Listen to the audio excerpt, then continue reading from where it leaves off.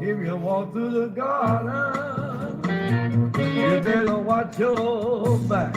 But I beg your pardon, walking to the narrow track. Want to Jesus, he'll save your soul. Gotta keep the devil down in the hole. You got the fire and the beauty and his command. Well, you don't have to worry if you hold on to Jesus' hand. We'll all be safe from sin and find the road. You gotta keep the devil way down in the hole.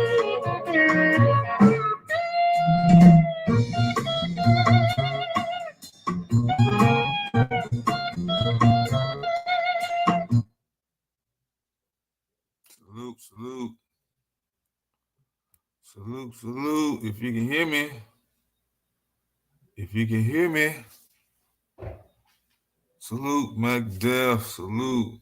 I don't know what's going on with my Wi-Fi here. Something's going on here. If you can hear me, put a 1 in the chat. If you can hear me, put a 1 in the chat. If you can hear me and see me good, put a 1 in the chat. If you don't mind. Back. Appreciate it. Some reason showing up bad on my end, but I'll figure it out later, man. Look, I don't gotta say no more. Y'all know what time it is. Y'all see it. I ain't gonna lie to you. I'm tired as heck right now, sleepy. But we're gonna make it through. We're gonna try to get this going. Look, man, y'all see the title. We're gonna obviously, man, Sean has to be up here today because we want to do some deep analysis, man. Deep analysis. Shout out to Nicholas Brown, though. Shout out to my sis, Jay Hines. Girl, yeah, you was super early. What up, Tiff? What up? Finally back doing. Hey, man, get up. Give me some break, Tiff. Give me a break. Salute, MacDeath. Salute, Sean. Look, man, we're going to do some deep analysis, man. We're going to try to do some season analysis, character development analysis, plot analysis, get into different debates about, what was really being said. Man, I think we're going to have a real good time. Also, man, we're going to try to do a draft. I think we're going to try to do a draft. We're going to try to do a wire draft tonight. I'm feeling it, a wire draft. So be on the lookout for that. I got a couple of questions. I got a couple of cut bench starts. Matter of fact, we probably get that going first before we get into the deep. While we doing deep analysis, we can do the start bench cut, whatnot. Because I got some thoughts on the wire, man. I don't know. They might be popular. They might be unpopular. Oh yeah, it's going down like that for wire draft. Yeah. We ain't playing no games. We ain't playing no games tonight. Some of my favorite characters, man. See who come off the board first. What y'all think about certain characters, man. So the link is in the chat. I ain't gonna hold up too much time because. What up, Jay? What up? What up, Ralph?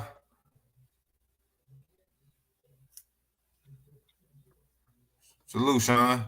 Brother O, how you doing, brother? What's going on, my good brother, man? Look, this is the episode for you. Man, we were talking about this for months, man. So, I'm ready to get this in, man. Yeah, look, man. Thanks 30, everybody, because he the one that brought it. I'll probably be sleeping right now if it went for 30. He was like, I was like, man, I can do it tonight. No biggie. And I thought you were still in school. I know you gave me the date of the class, but I forgot. What up, Jay Hines? Yeah, no, I ended a couple weeks ago. So yeah. Okay. Yeah, so we're gonna get to it. Don't worry, Ralph. You know they're gonna show up. Don't worry about it, Ralph. Yeah, CPT, Ralph. CPT. Yeah. You know how we do around here, man. What up, Ralph? Salute, Chris. What up? Good. What up, Chris? Yeah, we're gonna get into it, man. Look, so before we get into it, though, man, Sean, Brother, salute. What up, Ralph, man? What is your favorite season, son, of the Y and why? So I have two different answers to that. Okay. The most entertaining season to me is season 3, but the best season is season 4. Best season 4. Yeah, season 3, because season 3 is when it started really popping off hard. Yeah. Okay, so tell me why you make the distinction between the two. So season 3, coming off of season 2, and a lot of people didn't like season 2. I actually like season 2 a lot, but season 3 for me, kind of going back to the Barksdale, situation, and obviously Avon is in prison, Stringer is running things, and Stringer being out front is a big part of it. And then you bring in the political leg of the show, with Mayor Royce and obviously Carcetti, and then you really get to see just in a lot of ways the correlation of Stringer running the Barksdale organization to how the city is being run politically.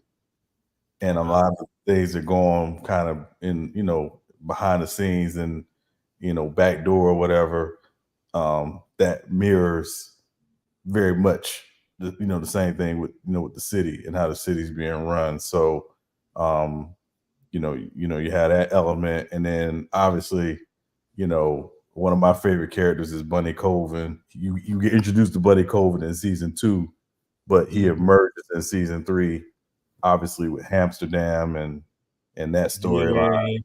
We gotta talk about Amsterdam, man. Yeah, so season 3 to me is just I haven't rewatched The Wire in months, but if I went back and rewatched it, that's the season that it's just very entertaining. But season 4 with the schools and with obviously the emergence of Marlo and that storyline, season 4 to me is the best season. Just how they really get down to it, and I think it's easy to kind of really correlate some of the characters in season 4 to season 1, but we don't get introduced to the characters in season 1 when they're that young. So you see kind of how like Randy, how he's really a young Prop Joe. And then you find out Prop Joe is actually his great uncle, because of who Randy's dad is. And then you see Michael and how he ultimately becomes what he becomes, and he's really a young Omar. So it's a lot of different, just different, moving parts in season 4, but kind of correlates back to some of the characters that we fell in love with in season 1. Okay. Ralph, did you watch The Wire? Come on, man. Hey, man, look, I got to ask these questions, man. People be slipping. Chris said he ain't watched it. Ralph, I got a different question for you, man. Who's the most overrated character on The Wire in your opinion? I know you got like hot takes, so I'm going to ask you a hot take question. Overrated? Yeah. If there is one, in your opinion, but just people just overrate. I think it's Omar. Oh my God. What? Like all you had to, bro, all y'all really have to do is form a coalition, the co-op, and take him. You know what I mean, send him back into New York or something. Sean, would you like to handle It's this? strength in numbers, bro. Go ahead, brother. Strength in numbers. They scared of one man and two chicks.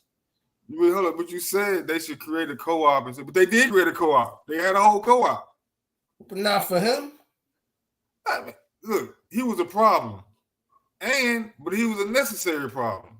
Right. Like, I think if you see kind of the chess move that, especially if you're talking about Prop Joe, how he used, I don't want to say he used it, but they used one another.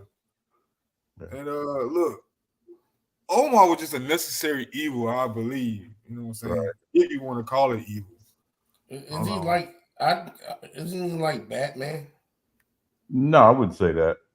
Calling all the Like crisis. not a villain, but a what's that called? He's what to me why he's the most intriguing character on the show is he's the one character that's not tied to a specific entity. He's his own entity in itself, right? Right. Like it's no, Yeah. there is no, the show doesn't go without an Omar, but the game doesn't go without an Omar. Yeah. Who is this? Is this 30? Yeah, that's him. That's Right. right. You really think he's necessary? No, Like, yeah. like that. What, in the background? Yeah. No. Your name. Call it a crisis of leadership. Yeah, man, we on the Like wire Christ- tip to that. 2 eyes. And they said it was the plural thing, so I put the plural one, whatever. No, you need I don't to know what it is. You need one. I mean, Yeah. I mean, But it's All right, look, yeah, Ralph, I can't even rock with you on that one, man. Omar, I don't think he's necessary. it don't go on without Omar, man. Hold up, but I got some start bench cuts though. We can get that started while we talk about this and get into it. So let me show these start bench cuts. I didn't get too many because 30 wanted me to do everything. But And he ain't even here. he in the chat. yeah, he in the chat somewhere. No, he in the chat, but he not here. He asked for this for months, begging. You stupid, Ralph.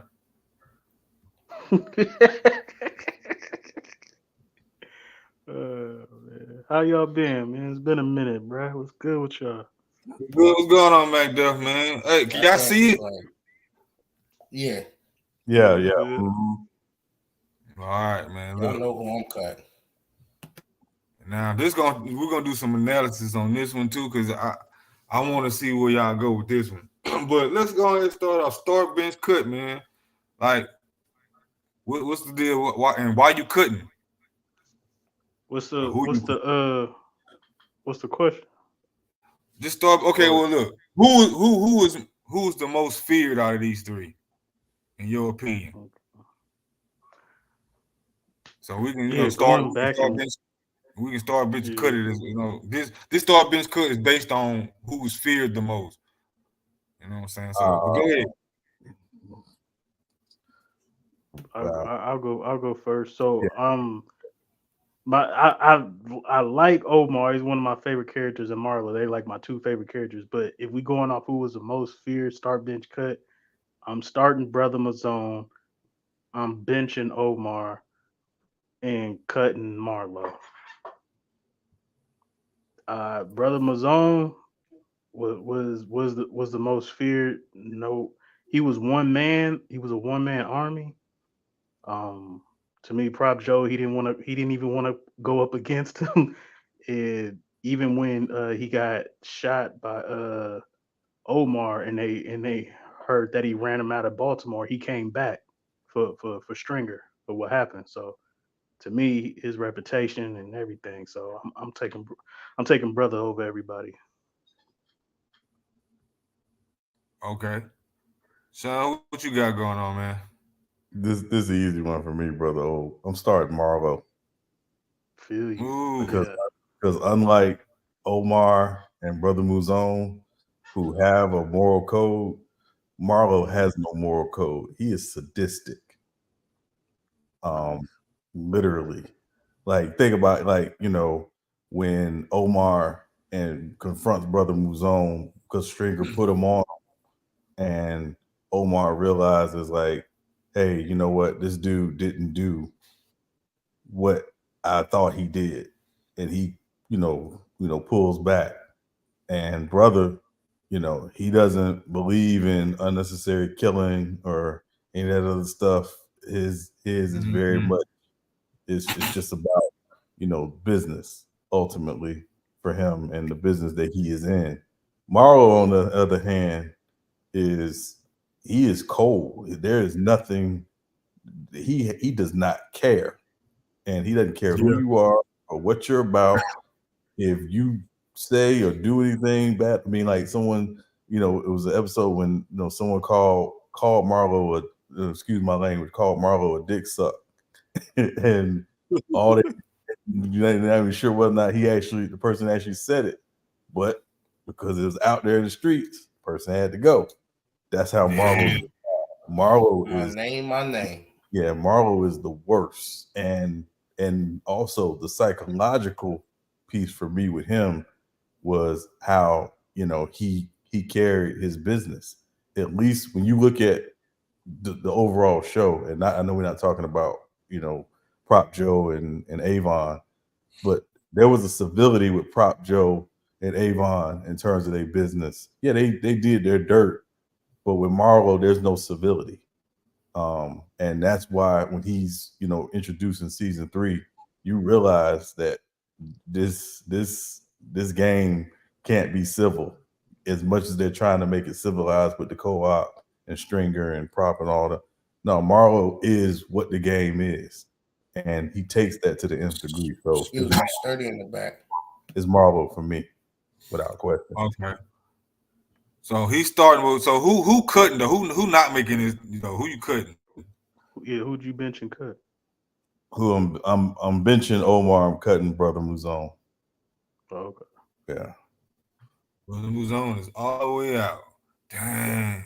I ain't mad at that though, because Brother Muzon was, like I said, he was tactical. Yeah.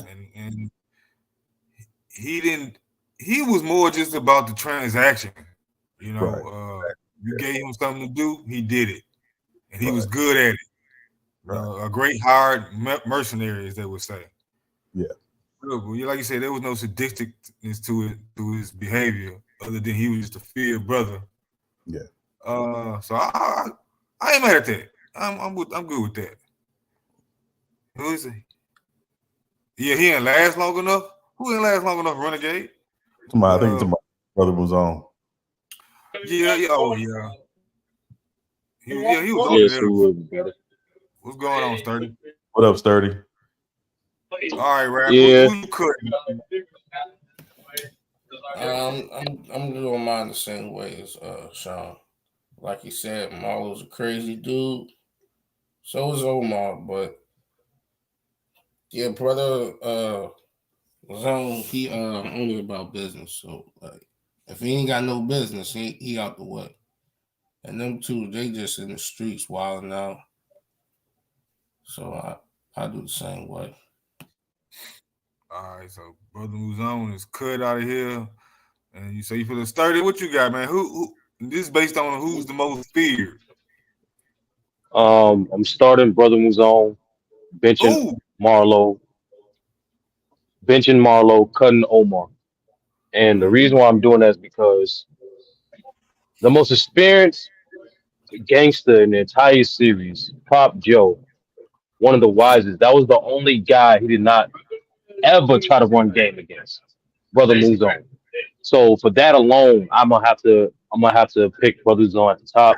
And then when you think about the way they double talk about brother, his reputation, assuming you can assume that he caught the most bodies as well as there's a reason why Damn. I'm just saying like there's a reason why Avon had to pull out some of his stops just to get his connect to New York to send that brother down there. So I'm going Brother Muzon. And then I know we're gonna talk about brother a little more, so I'm gonna save that for a little later.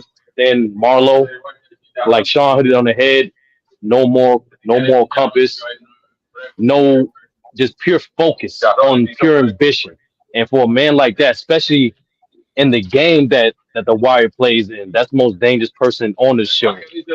No line he wouldn't cross. No line he wouldn't cross. So that's and last thing about I don't think no one really feared Omar. I think the grunts, the basic lower level gangsters, they fear Omar, but I don't think the main characters of the show feared Omar. I think they all respected him. I don't think they feared him. So that's why I'm cutting Omar in regards to fear. But that's my order. Yeah, all three names held strong in the streets, man. They was all respected. Names Yeah, was respected. I'm trying to think though, but the Omar had. I ain't gonna lie to you. I want to start Omar. I mean, because the foundation of the show, at least the beginning of the show, was the premise around everybody feared him, particularly the dope boys. Right. The community And had. that's what I'm saying. The community respected him. The law respected him. Even Barksdale and Marlowe respected him. But I don't think they feared him because a lot of people stepped to Omar. It just Omar defended himself. He just outsmarted a lot of people. Fear is like a person like I wouldn't even dare cross this dude. That happened a lot against Marlowe. That definitely happened a lot against Brother Muzone. You're right, but I think you see a gradual fear of Omar because you remember it was like you said, they had respect for him. Or at least they respected his gangster. But then especially when the body started dropping, and and you remember he walked to the store in his silk pajamas with no gun on him, and he was just like, people started running. He was like, this ain't even fun no more, because of the fear that he had built up such a cachet. Right. Yeah. To the point where people like say, it's the whole thing. He whistling down the street. Omar's coming. Scattered like roaches. The whole project. Right, they got codes for him. All right, man, look. I mean, that's why I didn't cut him, because his fear factor is just in his name, and even like in season 4 to the scene you talking about, Brother O, when he goes to get the Cheerios in his pajamas, and they basically dropped he ain't even trying to stick nobody up, and they just dropped the drugs out the window because his name coming, and he has to explain to his dude, like, how you supposed to run with the wolves when you thinking like a puppy, or acting like a puppy, like, it ain't, he said it's not what you take, it's who you taking it from. That's what makes Omar. It's not so much that he was taking it, it was who he was taking it from. And that fear factor of, I could be killed, but I'm gonna be strategic, I'm gonna plan, I'm gonna plot, but I also I have rules that I live by. I don't want no civilians caught up in this mess because I don't put my gun on no civilian. He didn't use himself, like that type of stuff. He was very much his own moral code, and to me, that was why he was feared more than anything, was that he didn't bow to any institution. Yeah. I think that's what made him the most respected. But like, even like Avon is one of the most proud characters on the show, and the only character, like, he took a lot of L's throughout the show, but like the only character that he initiated negotiation for was Brother Muzone.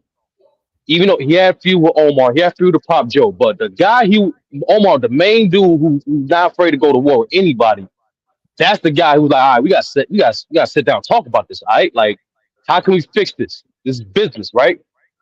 So if a guy like, and once again, like, Pop Joe manipulates everybody since he was a little child, but the one guy that he not messing with was Brother Muzone. I just think, like I said, I think Omar boundless and combination of morality is what made him so respected by everyone in the community. And that's why I think that was more so that than opposed to fear, because they still, like, throughout the entire, like, people forget, like, season 2, he had to go away for a reason. Like, let's be honest, he had to go away for a reason. Omar? Yeah.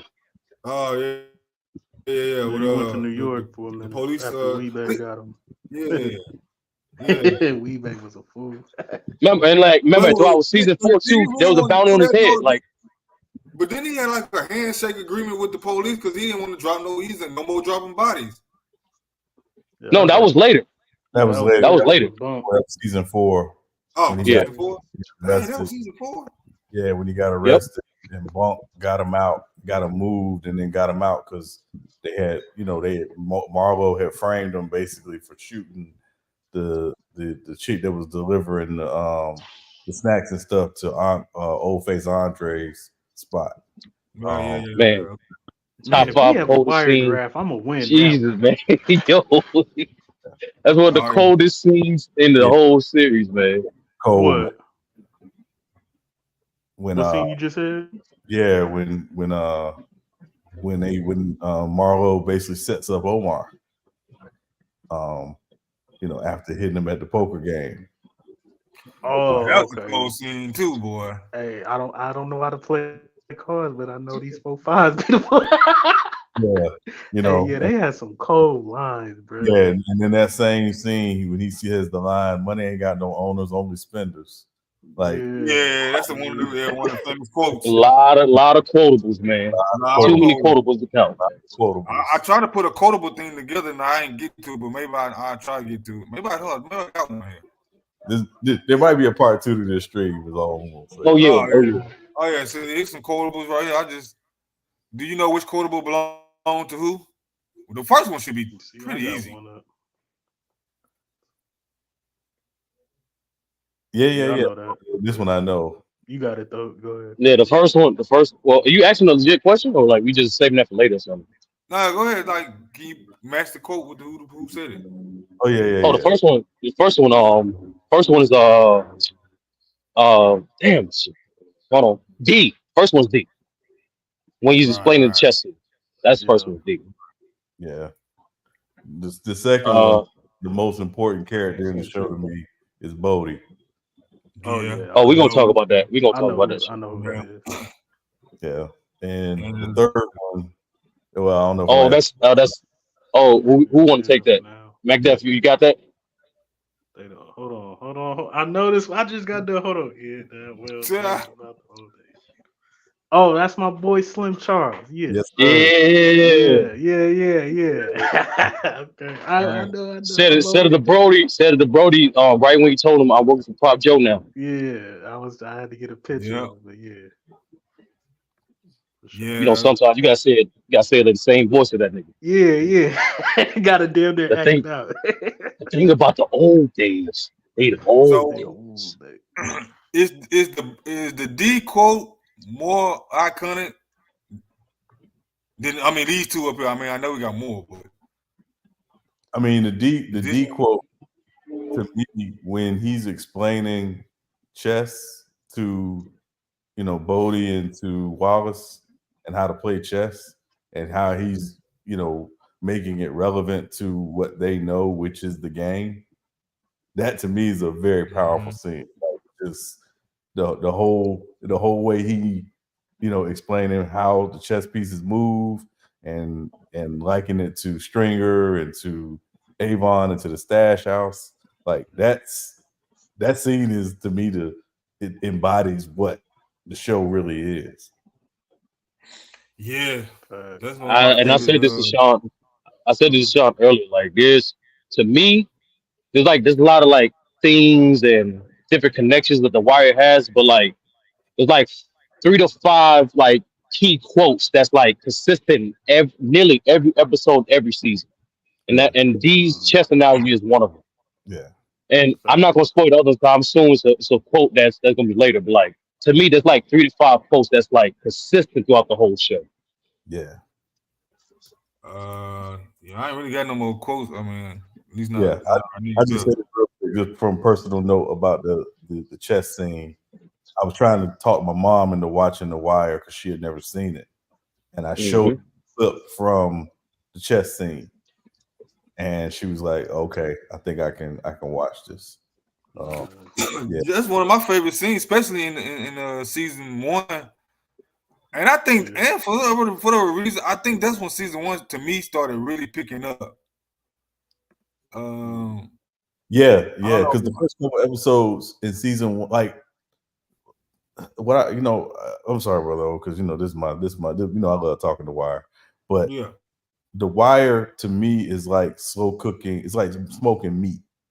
Like if you smoke meat like on a smoker, it might take 12, 13, 14 hours, but it's gonna be worth it once you get past that 12, 13 hours. But the first couple hours is slow.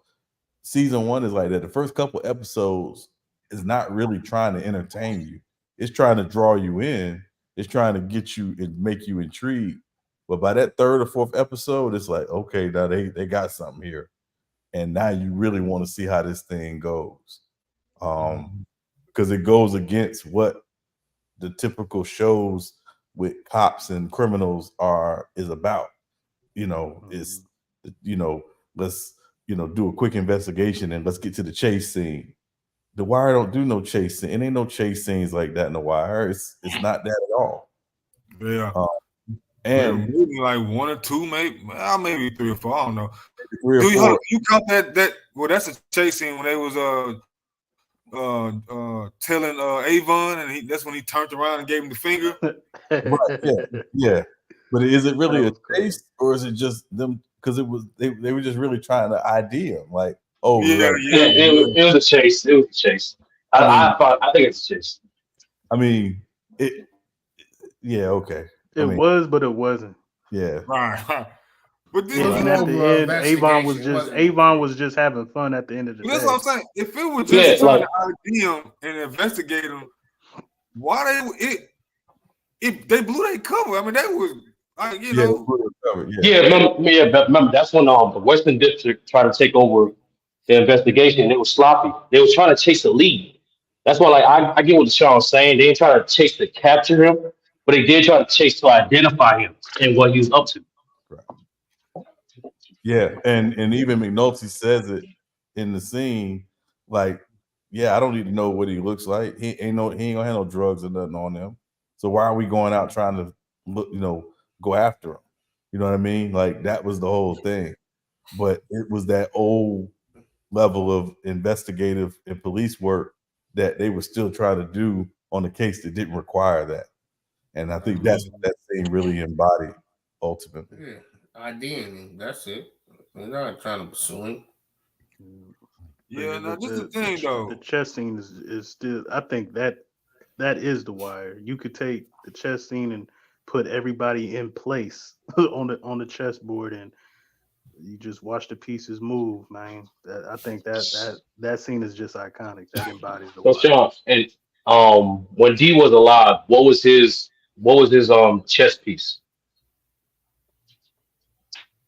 I mean, D was really a pawn. In my mind, ultimately, I think he at times thought of himself as greater than a pawn, but ultimately he was a pawn. And I think it was when his uncle, basically sent him on that run that got him ultimately locked up for the 20. That was crazy.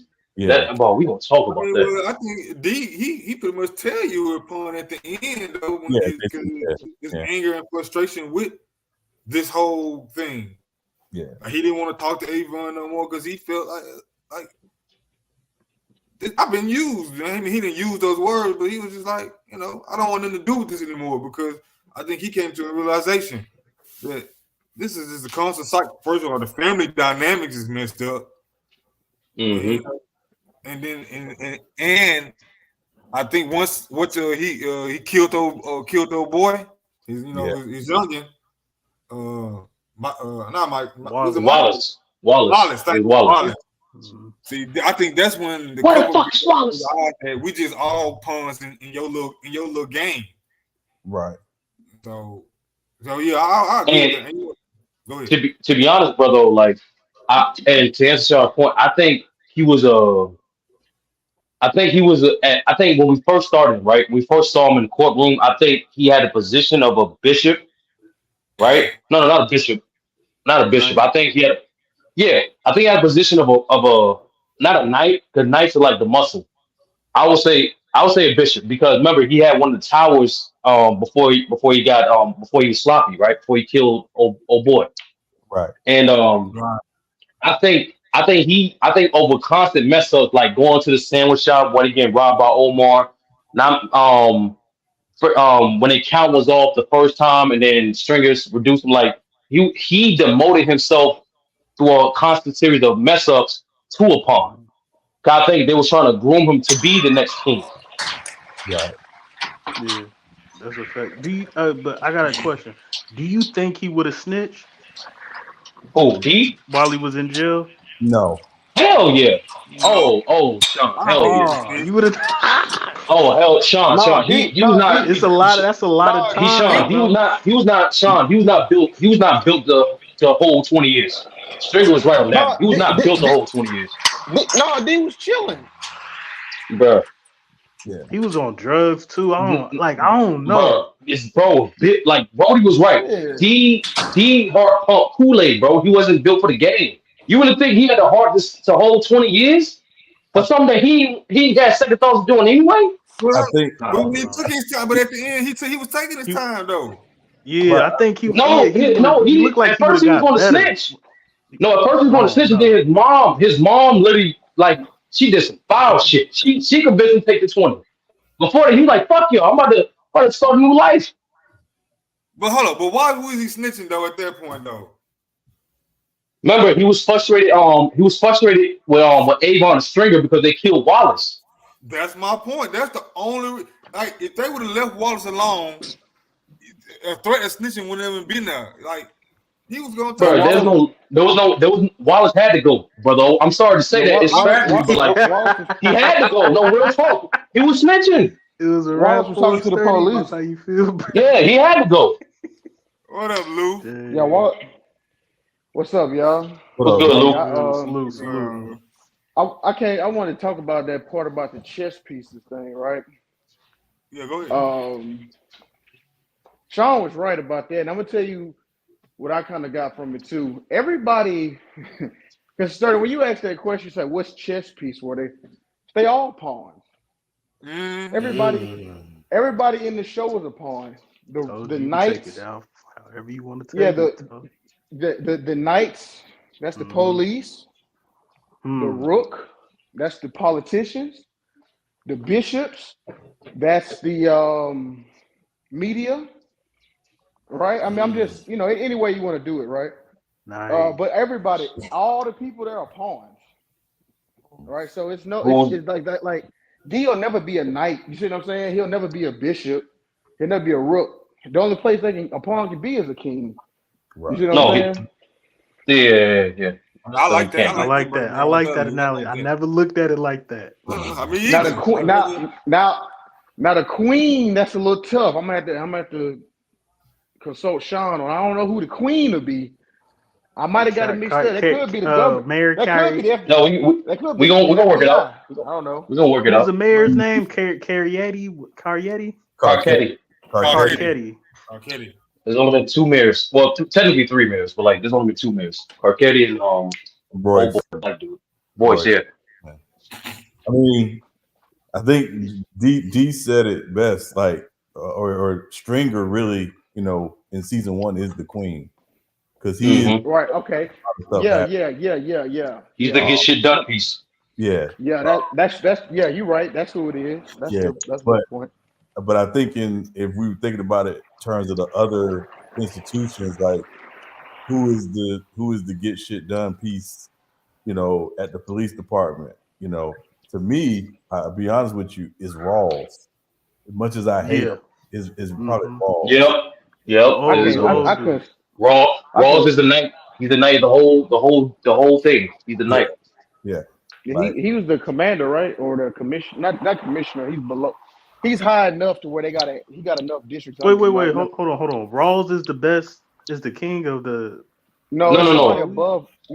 The Rawls has somebody above him, but he's saying like who gets shit done in the police department. He's saying that was wrong. Yeah, Rawls is like he's like over vice Lester? commissioner. No, Now who is Lester again? Lester was the old detective. He's the old detective. Yeah. Oh, the actor in Jack Ryan.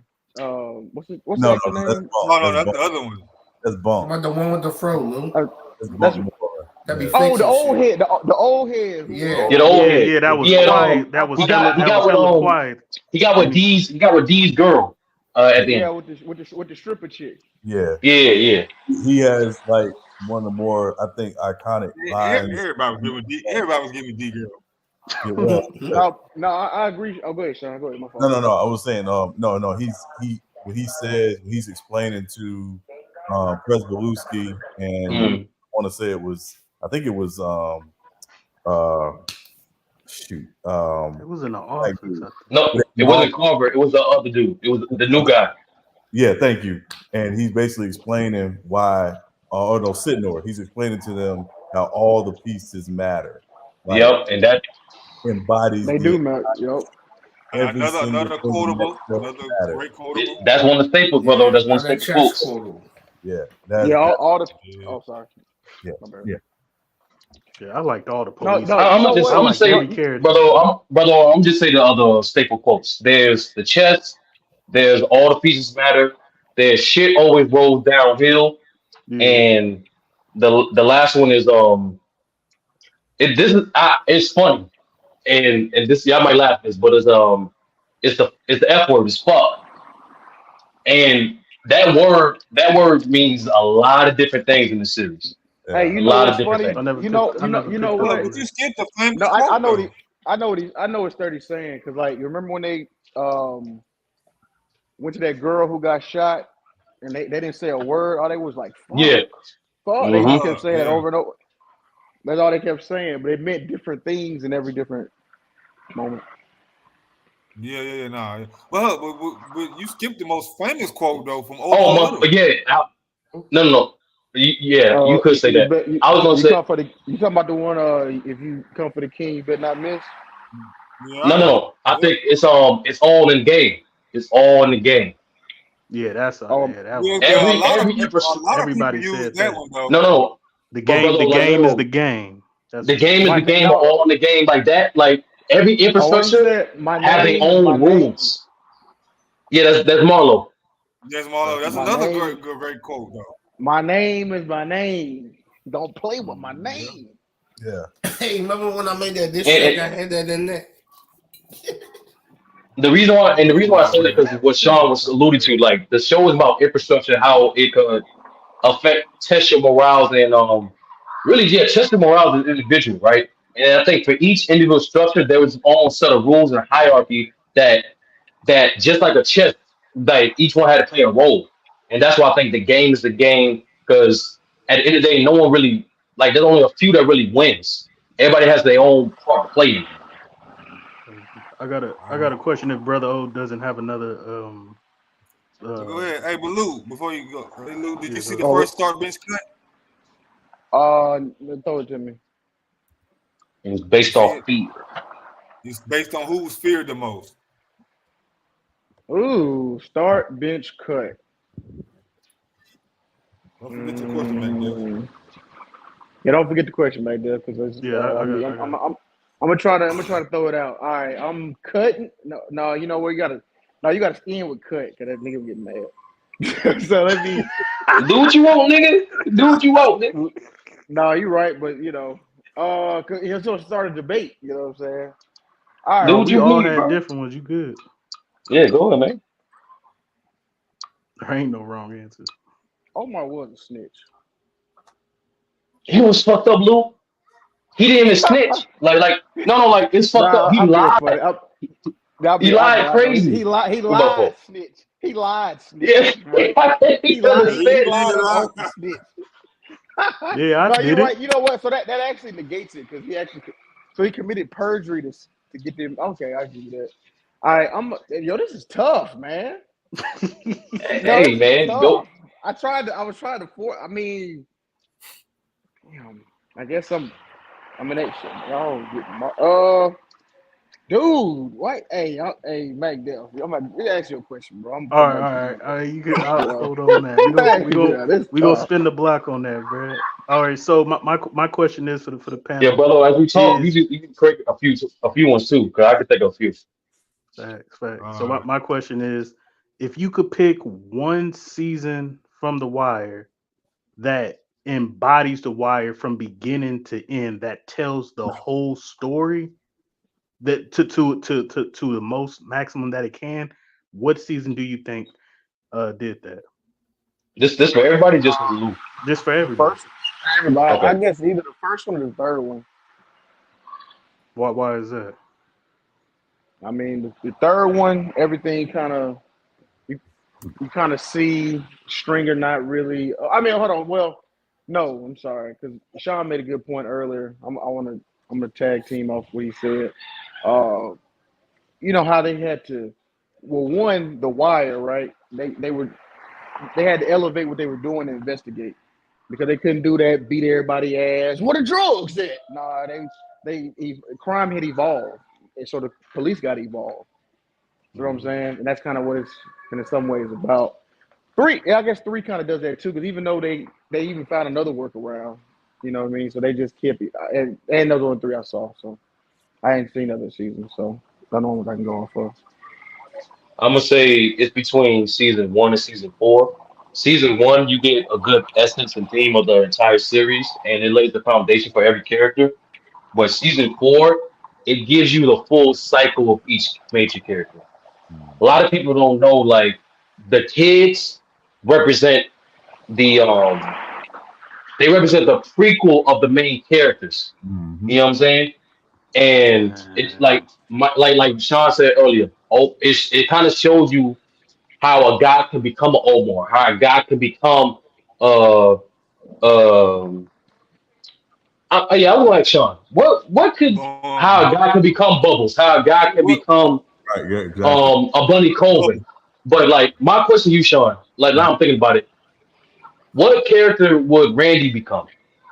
Because it's clear you saw how Dookie became Bubbles. You saw how Michael became Omar. You saw how Naaman became Colvin, right? Potentially, right? Mhm. Who was Randy transformed to? I couldn't figure that out. You know, the person I always thought he would ultimately become, based on how his story kind of where we saw it end, is Stringer. Because Randy's very smart. He does have a business mind. He ain't necessarily really for the craziness of the drug game. Now Randy the fat boy, right? No, Randy is the dude with the little kid with the braids. Yeah. He had the foster mom. Lou, you gotta watch season 4. He was selling all the 4, candy. No, he wasn't fat. Oh, I hadn't seen 4. That's what it is. Yes, Lou, Why you gotta see not 4. Prop Joe though? Well, the reason because again, for I was me, thinking Prop Joe when you said. Oh, go ahead, Sean. I'm sorry. No, the reason why I don't know if he becomes Prop, even though he's related to Prop Joe, but I don't know if he becomes Prop Joe because I don't think he is down for the duplicity like a Prop Joe is. He's related to Prop Joe? Mm-hmm. Yeah, he's his grandson. His great nephew. Great grandson. Yeah, great nephew. My fault. Dang, I didn't know that. Cheese is daddy, MacDell. Cheese is daddy. He's his dad. For real? Yeah. Yeah. Oh snap! I did not know that. That's crazy. Yeah. Now Cheese is Method Man. Oh, with the pit bull, with the pit bulls, right? Yep. Yeah. He was a mess up. I ain't gonna lie to you. Yeah. We gonna get to that. But no, we're gonna get to it. We're gonna get to it. What's your season, Sean? The other reason why I said Stringer is because you notice the one thing with Stringer, you don't know anything about Stringer's family. He has no family. Oh, okay. And Randy's story is kind of like that, even though, Cheese is his father. He doesn't know who his father is. He doesn't know he's related to Prop Joe. He don't know who it is because he's been in the foster system his whole life. So I think Stringer was just what he became, having to go back to the group home and stuff like that. I think he becomes Stringer. That's what's up. Dang. Lou, I'm not gonna lie. Like season 4, in my opinion, is what solidifies The Wire like as GOAT status, in my opinion. Mm-hmm. Yeah, especially the kids. Yeah. All right, I'm gonna get on. I'm gonna get on it right. I'm gonna get on it tonight. Yeah. We're gonna finish it up. I'm really, your analogy, Sean, about the slow roast. Mm-hmm. Another thing too, it's kind of like, damn, like I don't want to rush through it. You know what I'm saying? I kind of want to like just savor it. You know what I'm saying? Like a steak. Yeah. Well, Kobe Wagyu.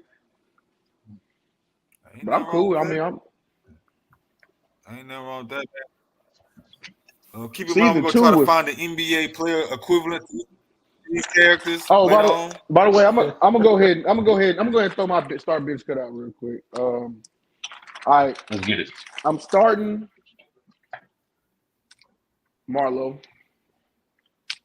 I'm benching. Well, yeah, I guess I might want to say cut because otherwise I'm gonna get benched. I'm cutting. I mean, they both were standing on Omar and Buddy was standing on business, man. God damn, damn, it's hard, bro. They were standing on. Oh, I'm gonna cut Omar. That's tough, and that's tough, and And that's that's Brother tough. Muzone right there, man. Like, And that's I can't cut Brother Muzone. He had too much. No, I mean, I Omar think a lot had of it too. we seen. That one bar he said what's the most dangerous thing in America? A brother nigga with a library card. Yeah, Brother with a library. Yep. black dude with a library card. Yeah, so I mean, I can't cut him behind that. I can't. Yeah, that's quotable right there. Yeah, but no, Hey, man, That's it's- quotable. but can I say in season 2 that Omar scene when he's in court, he flipped. What? He Yeah, when he dressed down the lawyer Levy. goes down Levy. Levy. Talking about? Levy, yep. Yeah, Levy, that's Levy. Levy is a top 3 gangster in the whole series, was the worst lawyer. yeah. Hey, look, And you see this we can stuff talk about it. right there. Now leave that's the Jew, right? Yeah, Yeah. that's the white lawyer, yep. Yeah, okay. Just making sure. All right, see, look, you see the star bench cut. This is based on who was the slickest. Oh, bro, I gotta, man. I'm cutting Clay Davis. I'm cutting Clay. Shit. I was about to say that mayor, he was a slick ass boy. No, I'm about to say, look, Okay. what's No, because I explain why. See, here's the reason why. Because Prop Joe been doing that shit for generations. Remember did that throwback episode? He been doing that since he was a kid. And Prop Joe like estimated to be around 50 something. So Prop Joe been getting over for niggas for decades. And then Levy, if y'all think a lot of shit like Levy like was behind in the show, it's insane. Like,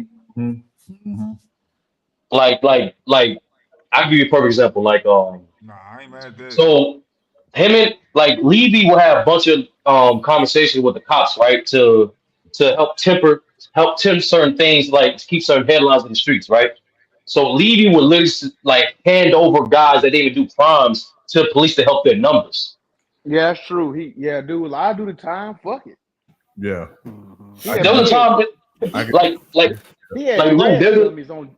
He had crash dummies on deck. and Lou, there was literally a time where like he sent a boy in just to do for a murder charge. That kid ended up doing that kid I think ended up doing like 15. That shit was crazy. Yeah. Because he was underage, right? Mm-hmm. I'm if it's on me, I'm a start Props Joe. I'm a bench Clay Davis, and I'm gonna cut the Jew the Lord. Yeah, I'm a Why copy. you cutting I'm a Paul copy. Heyman, yo? I'm a copy Macduff. That's mine. Because he just I can't cut Levy. he had crash dummies, but he just took he had his people take plea bargains. He had Chris go to jail.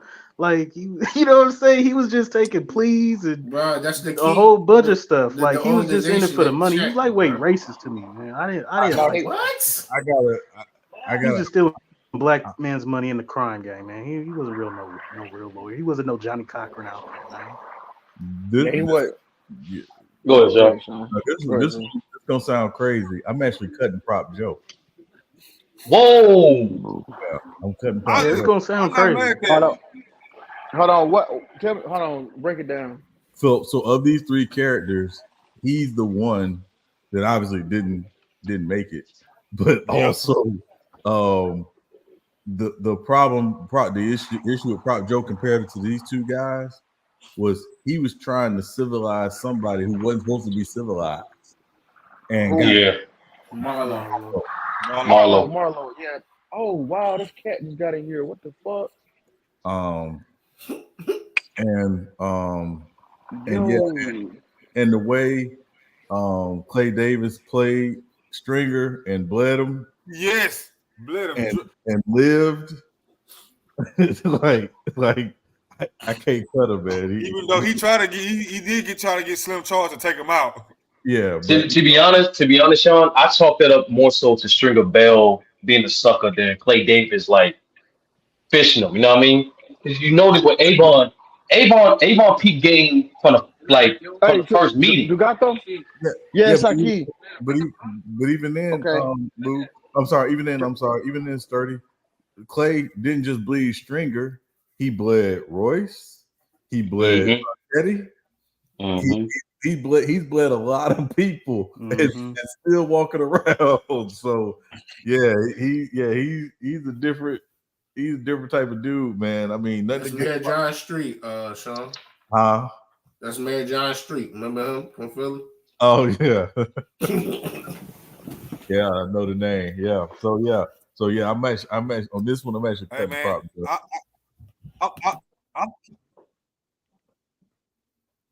hey man, I'm starting the Jew boy. My bad, y'all. My neighbor cat ran up in here. I had to get back. They ran in your crib? Yeah. On the balcony, it came across the balcony. Yep, Mr. Fawcett, Mr. Fawcett, Mr. Goose. What the fuck you need to get? Hey, but look, I'm starting the lawyer though. Yo, I'm sorry, brother. I know you didn't ask me, but like you asked Ralph earlier, but I think Stringer is the most overrated character. Overrated? He really is. On God, bro. On God, sir. He really is. Bro. Because his thing back there. On one hand, when Stringer was right, he was wrong, and when he was wrong, he was dead wrong. You know what I'm saying? Bro, so Stringer was right. Stringer was right in terms of like, be honest with you, all his most of his gangster moves, he was right about. Like, you supposed to kill Wallace. You supposed to kill D. You supposed to do some of this cold stuff that we claim like it's shiesty, but like that's part of the game. It's necessary for the game, right? But Avon put it perfectly. What the fuck I told you about playing those away games? You can't bring gangster principles to the business world. You can't mix water and oil, bro. And when he tried to do that and failed in both, that would make him a sucker. Like, even though String got a lot of quotables, he played by Aegis elbow. I get it, but can I get pushback started? Yeah, go ahead. Slight pushback. I think that it's not that he. Okay, I give you that. He was being a gangster. And he killed Wallace. He killed D and all that. But it was certain times he should have been a gangster. Is that what you said? He should have been a gangster and played the businessman, or he should have been a businessman and played the gangster. I'm saying, yeah, exactly. I'm saying because that shit letting them take the territory. That's not a gangster or a businessman. That's just being a bitch. Which move? Allowing Pop Joe to take towers. But hold on. But this is why I think he did it, and this is why I think Stringer doesn't get enough credit. He knew them towers were getting ready to come down because he's focused on real estate. Did he really know that though? Did he really know that though, Sean? Like, it was implied. It's implied that he knew what was getting ready to go down because again, they had been buying up properties all over the place, so he understood what was ultimately getting ready to happen. And he was I think in my mind, what he was doing was saying, okay, yeah, I know y'all don't dabble in this real estate world like I do. And they hadn't, started, the development like they did in season 3 up until that point. But he was always geared toward that. So I think him giving the towers to Prop Joe, one, knowing that those towers are getting ready to fall, but two, ultimately save the business because they were getting ready to lose them anyway. They didn't have a product. So I think it was really a smart move on his part, and he doesn't get credit for that because of all the other dumb stuff he did. But series. But why he couldn't? Why he trying to get Avon to invest in that, but he didn't want to? I think what he was trying to get Avon to do was to realize they didn't have to be at the levels that they were in terms of being so street with their business dealings. I think that's what he was really trying to do. Yeah. And he was right. He was right for those. Right. But I got a question. Now I want to put back real quick. What Sean was saying, like the reason why I'm saying I don't think he was ready for that yet And it's crazy too, Sean, because he's experienced. He's experienced gangster. His proposals in the what was doing the meeting and for Bronxdale and the funeral home Right. were trash. He Yeah. was like bro, you can't approach it. You can't approach like territory is more important than the product at the end of the day because he said it himself. He started to contradict himself like is heroin gonna sell itself? We can step on it, we pass on it, and it can sell itself because we have the territory. But then he completely went the opposite way for no reason. And that's why I think he wasn't prepared for the towers coming down because that proposal of like you approaching and negotiating for corners as if niggas gonna give that up easy like that, that's delusional. Yeah, I think he undervalued territory too much, but he also understood that again, product, and particularly in a city like Baltimore, where literally all you got to do is walk to the other side of town and you can get another product. That was ultimately what was going to happen to them. So I think again, when they went through their down time in season 2, when they didn't have a product, they didn't have a muscle because Avon was away and they had lost their connect in New York. Like, yeah, he was going to shift focus back to product, and he wasn't focusing on the territories. But also, in his mind, he's thinking if we can take all the nonsense out the game, the bodies dropping out the game, that we can just focus on moving this product. Everybody can win. The problem. You give him credit for that? No. The reason why I don't give him credit for that is because he did not account for Marlowe. That there's always a Marlowe in the game. The Marlows who again ain't trying to be civilized. Marlowe don't give a crap about civilization. Marlowe is about Marlowe. So do you think Stringer? That's what Avon was trying to get him to see. You know? So maybe Avon was trying to get him to see. Now, I'm sorry, Mac Duff. Now, where I think Stringer was right was he was like, "Hey, you just came home. You don't need to be putting this heat on yourself. Going to war with a young dude like this. Mm-hmm. There's a way to handle this that does not require shooting up a bunch of blocks because that's what brings the attention." So I think both of them were right in a way, and both of them were wrong in a way. I don't think it's all Stringer wrong and all Avon right. I think both of them. Yeah. Do you think he brought too much of his business savvy into the game, into the street game, where it was like, bro, it's not gonna work. You can't just have we fought for these towers. Was he really that business savvy though? Yeah, because he had the condos in the where he died in, or like where he wasn't a successful businessman. No, so yeah, he wasn't a successful businessman, but he did have business principle. Like he wanted to do what the gangsters did and past generations did, which is remember like he wanted to be like what's the dude name? Pop Joe said Charlie, right? Charles? Yeah, the one that went to war for the towers the first time. Charlie May, I think it was his Charlie May. Yeah, he wanted to be like Charlie May. Keep it business, but most importantly, take your profits and then move on from the game. Right. So that aspect, Stringer was right. But if y'all recollect the action what Stringer was doing, especially season 1, when he was doing the gangster shit, playing the gangster rules, he was great at it. What Mac Duff said, I agree. Like he started fucking up when he tried to implement business principle in an environment like the drug game. Like trying. I agree with that. Yeah, like trying to institute Robert's Rule of Order in a meeting with a bunch of dope boys. Hey, Sean, he tried to do SWOT analysis. Yeah, exactly. Like, but even then, like y'all remember this is like one of the funny moments when Shamrock is sitting there and Shamrock he's turned Shamrock onto it, and you know Shamrock's like Robert's Rule of Order said we need to have notes. These the minutes. And he's like, because you taking notes on a criminal fucking conspiracy? The fuck is wrong with you? He taking dictation. I do remember that. Yeah, that motherfucker taking dictation for a felony. Yeah, like literally, like you know what I'm saying? Like it was like, so yeah, that's where you realize the principles didn't always translate as much as you wanted them to. They don't always translate. Yeah, but you know what? I'm gonna say this. I think at heart he had a solid plan, but it is. Yeah, go ahead, brother. You did have a question, bro.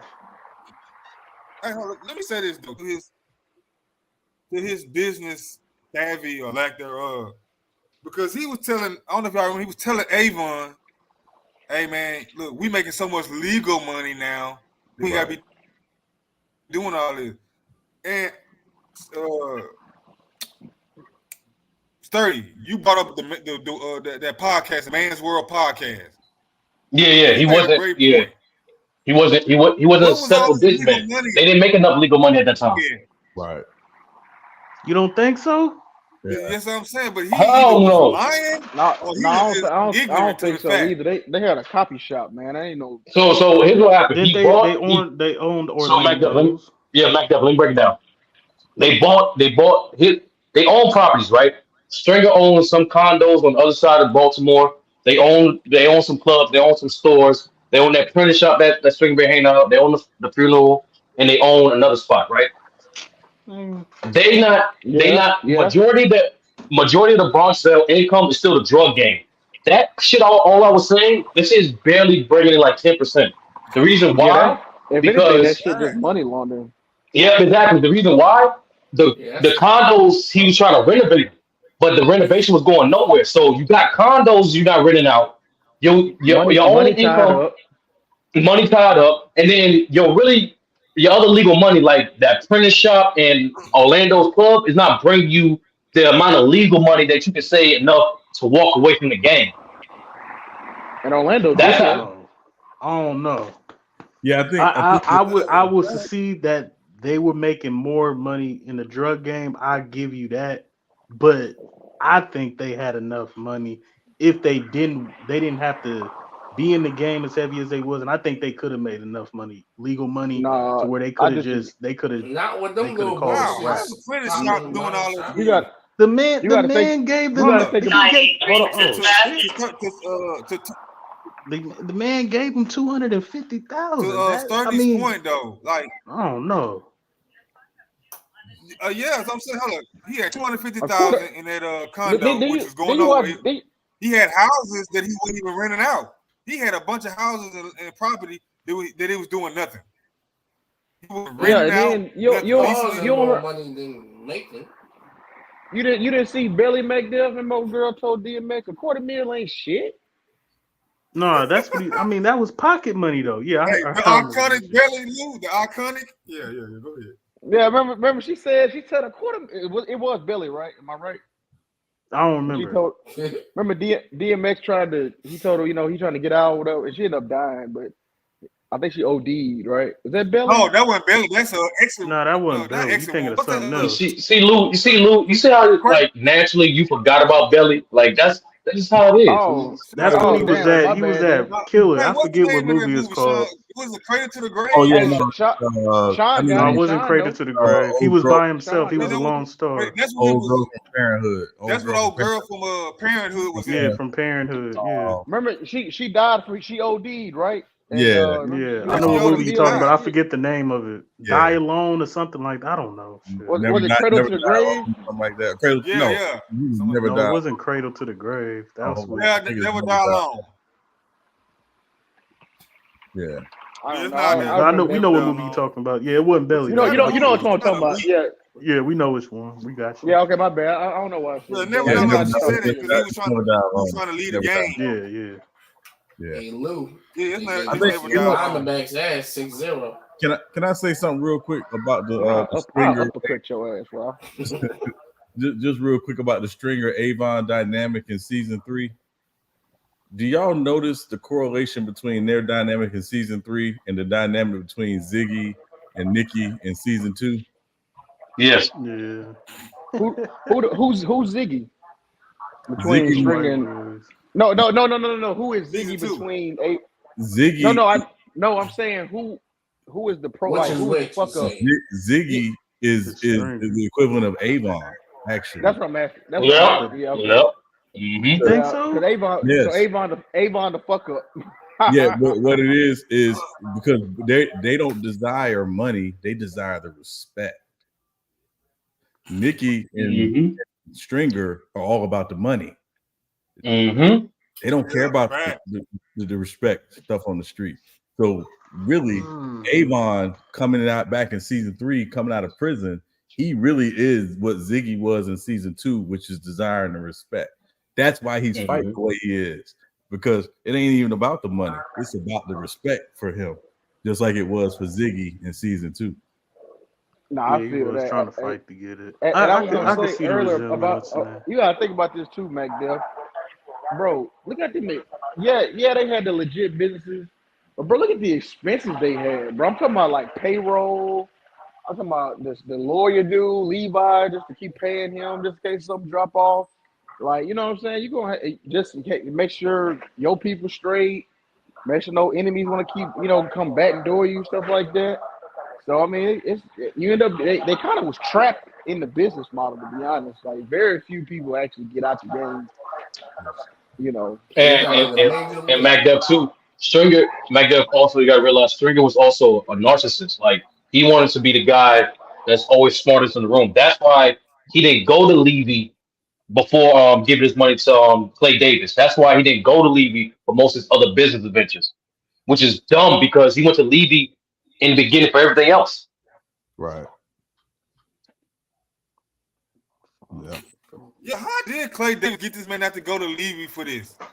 No, it was Stringer. Stringer went out of his way because like Stringer was talking to construction people.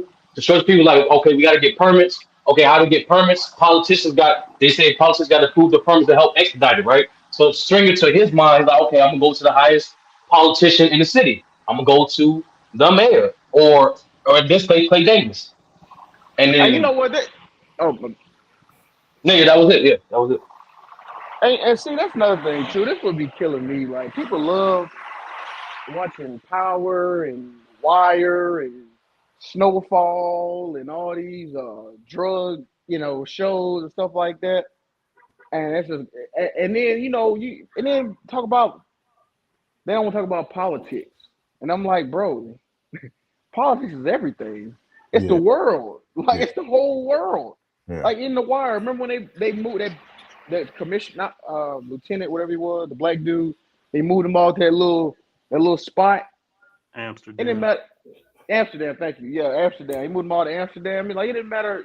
No bullets drawn, no blood on the street. The cops said, "All y'all bring y'all ass over here. Y'all can't do shit about it." Yeah, just for the numbers. Just for the numbers. In the city, yeah. You notice like the three currencies in The Wire is money, information, and also respect. And you notice that's the common currency in each infrastructure in The Wire. Yeah. Hey, this story bitch cut right here. The dynamic duo. Who was better? Ooh, this is good. No, you on something right now, bro. Good shit. Yeah, that's a good one. I'm gonna let everybody else talk before I speak my piece. Best duo, damn. It's tough. Shit.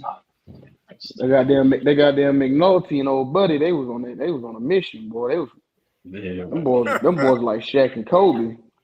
But you know what's funny? I think the best, even though they was fired detective duo, but the best detective duo was actually Bunny and Lester.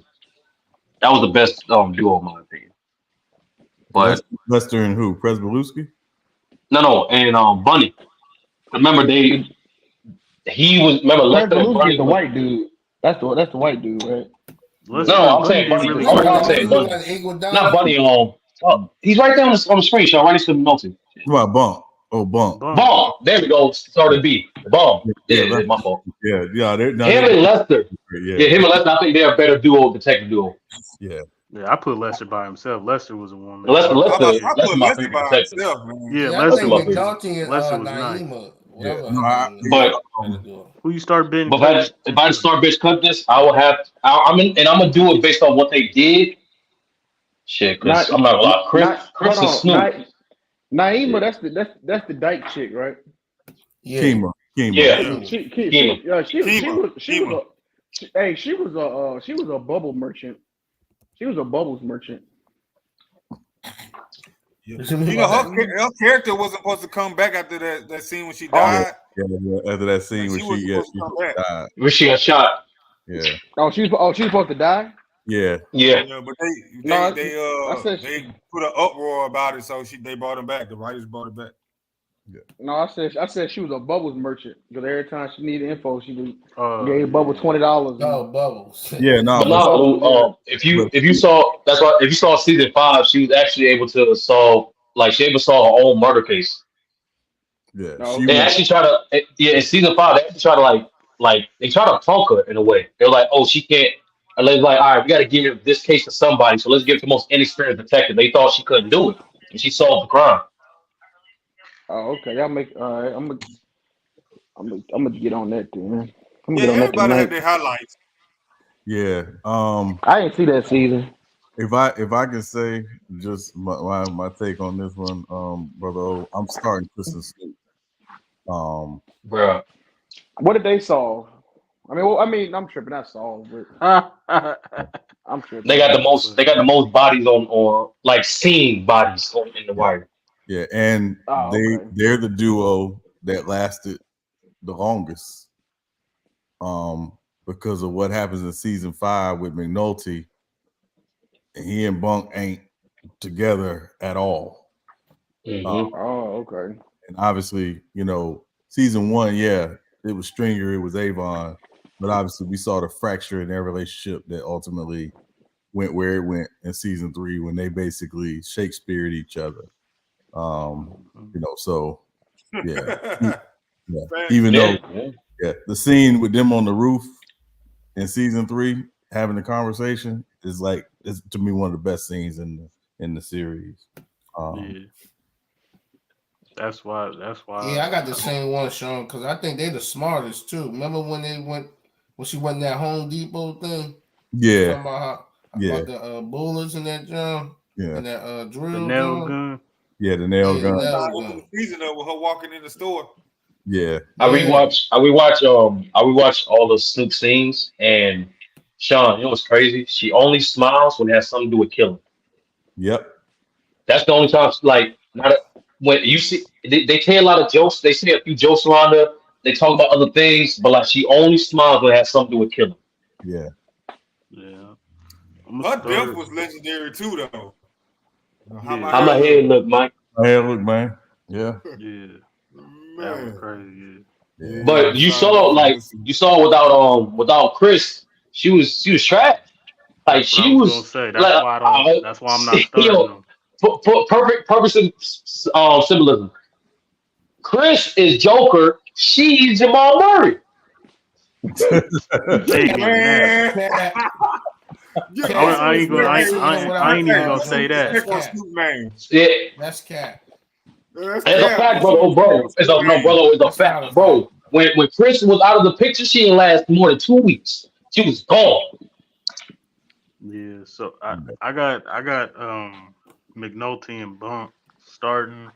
Then I got Avon and Stringer on the bench, and then I'm cutting Chris and Snoop. Chris ran the whole show by himself, and Snoop was definitely under Chris. She even got jealous a little bit with Mike coming along and stuff. And then, like Sturdy said, once Chris went to jail, Snoop was trying to run things on the outside, and she couldn't even get the job done with Mike. So I think it was just a one-man band. Chris was carrying Snoop. She was nice though; she was with it, but I think it was a carry job. Oh, it was a 2018 Braun type shit. No, Luke, real talk. Like you notice, throughout the show, Chris actually had solo missions. He actually getting stuff done. He's figured out who Sergey was. He figured out he's doing a lot of things by himself throughout the show.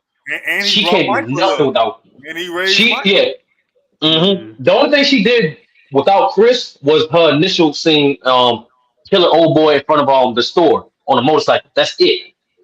She couldn't do nothing without Chris. She basically took orders. Bunk and McNulty, they was a dynamic duo, but even when they part ways, they was solving crimes.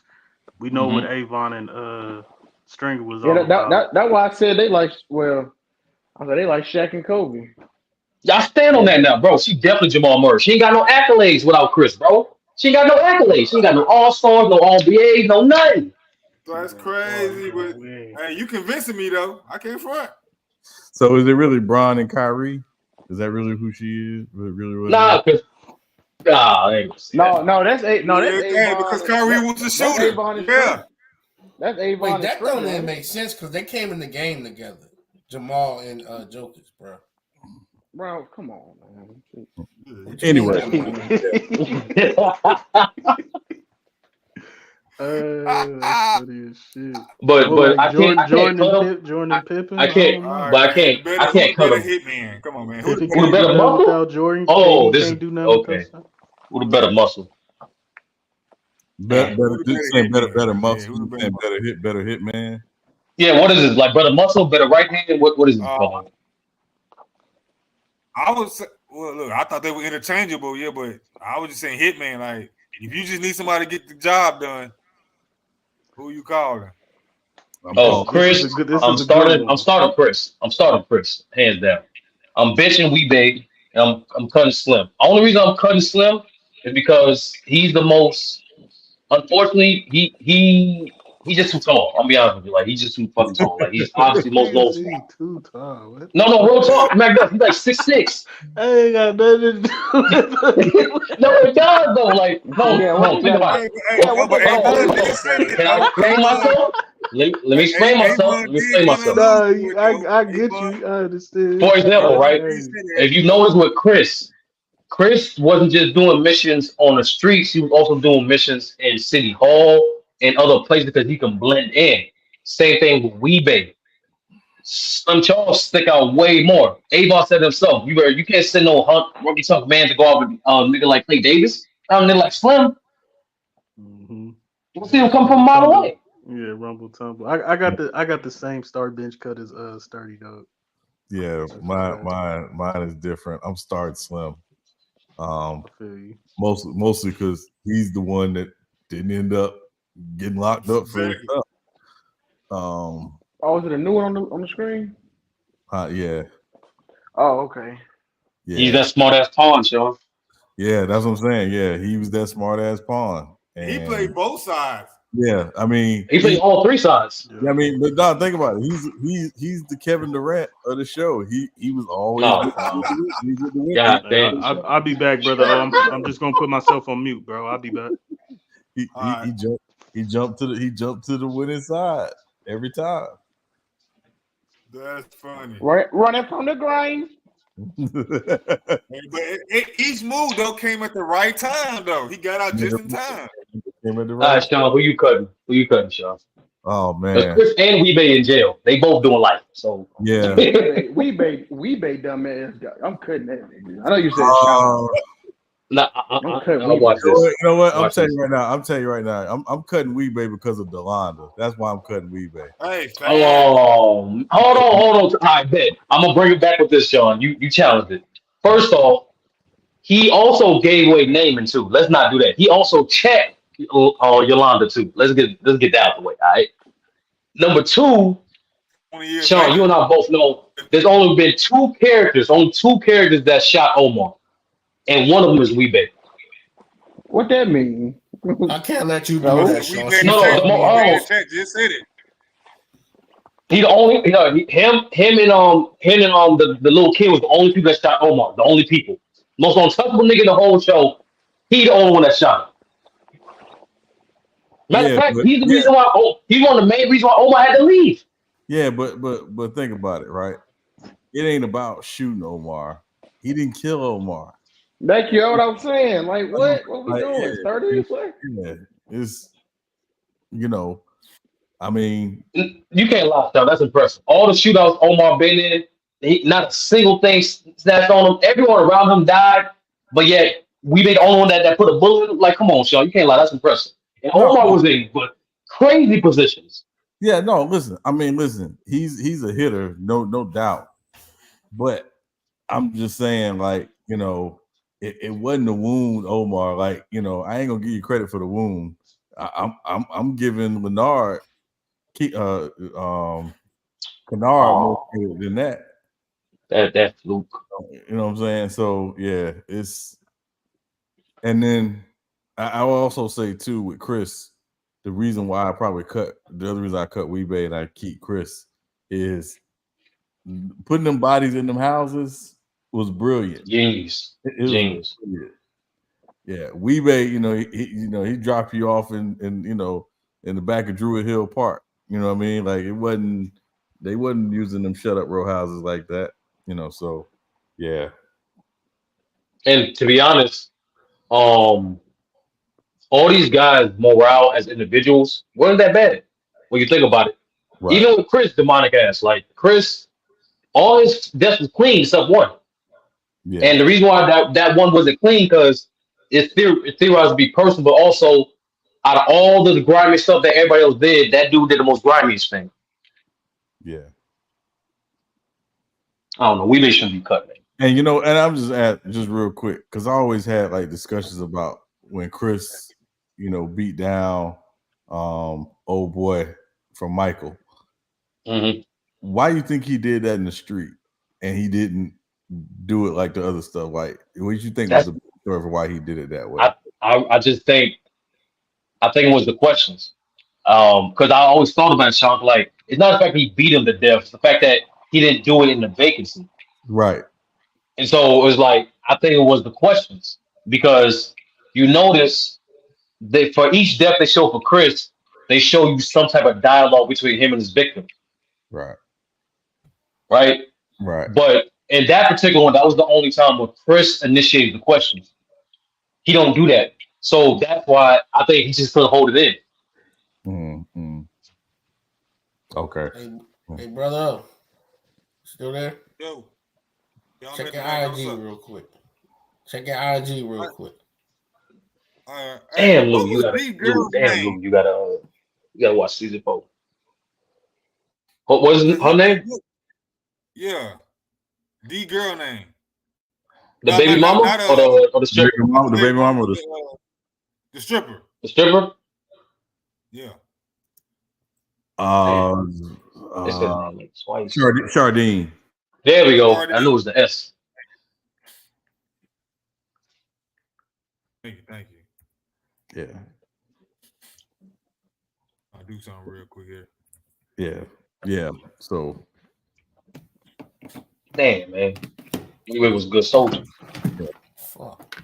It don't make no sense what the Phillies doing. No, he was a good soldier. and also, he took all them bodies. Man, come on. I'm watching it right now. Y'all gonna hear the fireworks soon in my backyard. Y'all ain't got the word. Shut up, bro. What does the feud between Valak and Frank Sabaka begin over in episode?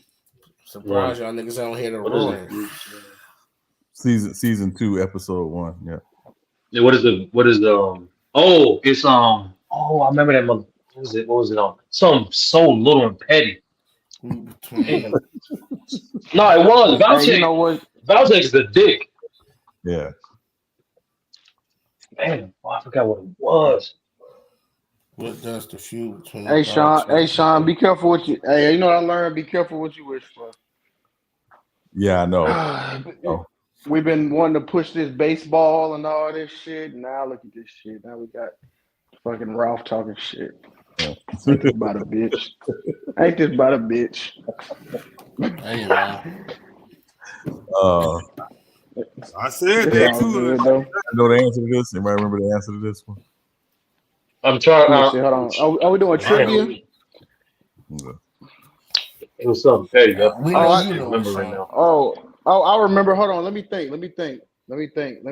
Are we doing like Jeopardy or something?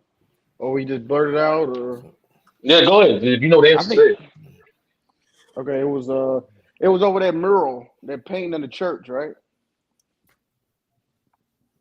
Yeah, basically, it was over a window at the window. Yeah, at the church. The docks, the union paid for it, and the police commissioner was mad, and then he started opening up an investigation on. Yeah. Which is kind of crazy when you like think about it. Like, yo, if y'all remember that scene, they were like, he came back. He was like, "What are you guys doing?" We're like, "Oh, thank you, bro. Like we don't want to solve. We were this close to solving it. Like we got to do this. Like solving what? I want Frank Sabaka here. They were like, yo, Frank, I got nothing to do with these fucking bodies, nigga. Like, what you talking about? Oh yeah, yeah. They were talking about them 13 bodies. Yeah, they wanted. Yeah, like fuck that. Yeah. You know, it's funny. The character, I thought the character was racist, but he wasn't. He just wasn't a good policeman. It was Prespaluski. Yeah, so you know the trivia. That's the fat boy, right? Nah, President. No, that's the math teacher. I thought at first he was racist, but then he wasn't racist. He just bad at his job. Just wasn't a good. He wasn't a good cop. But you know what's is that? He had some racist Wait, is that the tendencies or son-in-law? No, not Yeah. President Lucy. Is that Not the son President Lucy.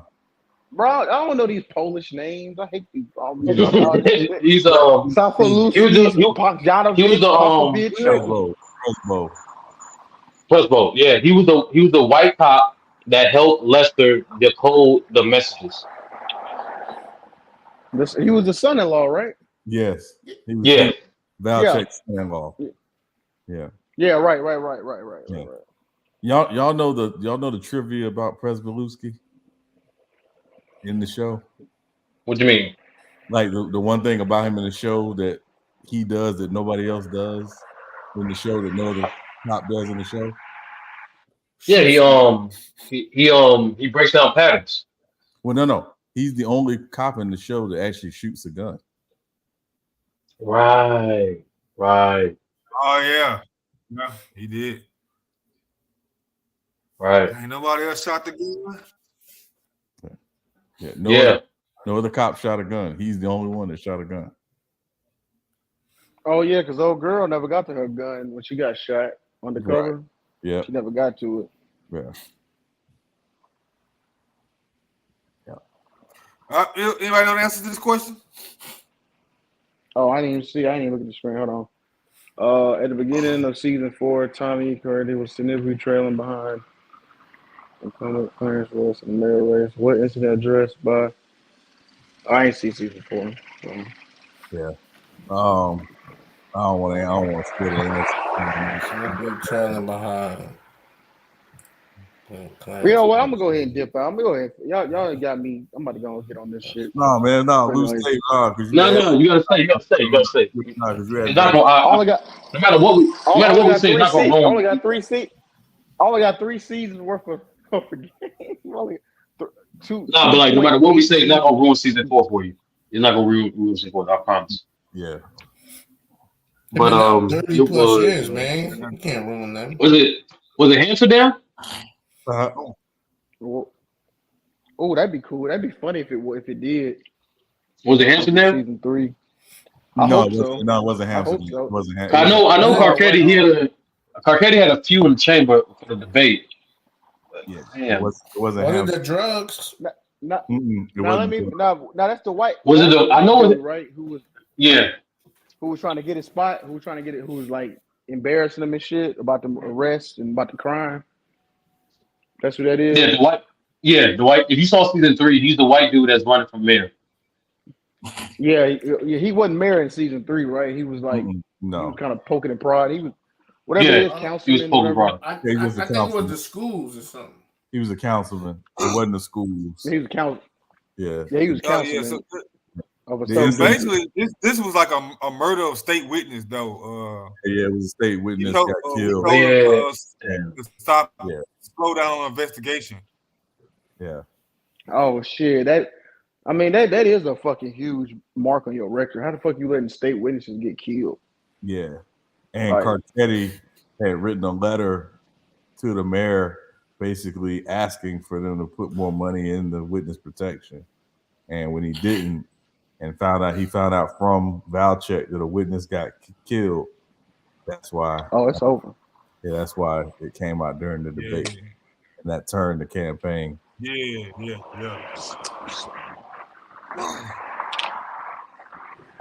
I'm sorry, y'all. Greatest show in television history, man. Tell me I ain't mad at you.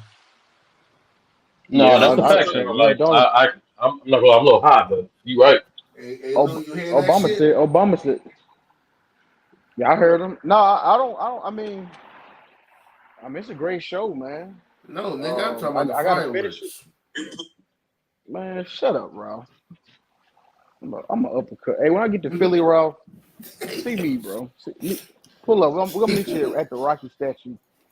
We're just gonna All right, let me ask you a question, y'all. All right. So, in your opinion, what was the most saddest scene? What was the most scene that brought the most yeah, what's the most saddest scene to y'all? When the young boy got on crack. Right. Man, it's a lot of sad Come on, Wallace. You talking about Michael B. Jordan? Yeah, I'm not gonna lie. No, Wallace, you gotta okay, Dookie. I was about to say Wallace was doing crack too. Okay, bet Dookie. Yeah, that was sad as hell. Brother, what you got? Crazy. Nigga gonna crack it at 8. That shit crazy. You said who? You said what? Yeah, Sean, what you got? What's the most saddest scene? Oh man, this is a lot. You gotta choose one. Yeah, you gotta choose one. One. I gotta say is when Randy's at the hospital and Carver's trying to basically reassure him. You got me. You gonna take care of me, huh? You gonna take care of me? Like you was literally like that moment was like, and yes, it was probably that scene. And when Carver, and it's kind of basically a combination because Carver take him back to the group home, like it's like this is the kid that needed to be saved, and yet his name is punk ass is the one that gets saved. Right. So yeah. None of them that was punk, but to me, Sean, it was that whole sequence from the house burning down to the hospital, because it was like, yo, this is like, Lou, you just gotta watch season 4, man. I'm not gonna spoil it for you, but that was one of the things. I'm pulling up shit my got real. Fire Stick right now. Yeah. But I'm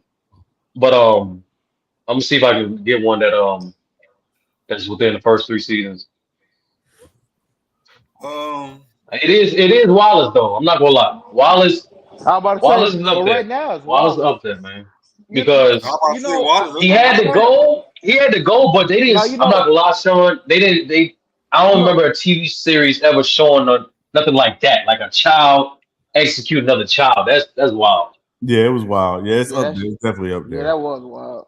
Definitely up there. I got when old buddy died in season 2, the union president. Because shit, I feel like he was, because when you think about it, Frank.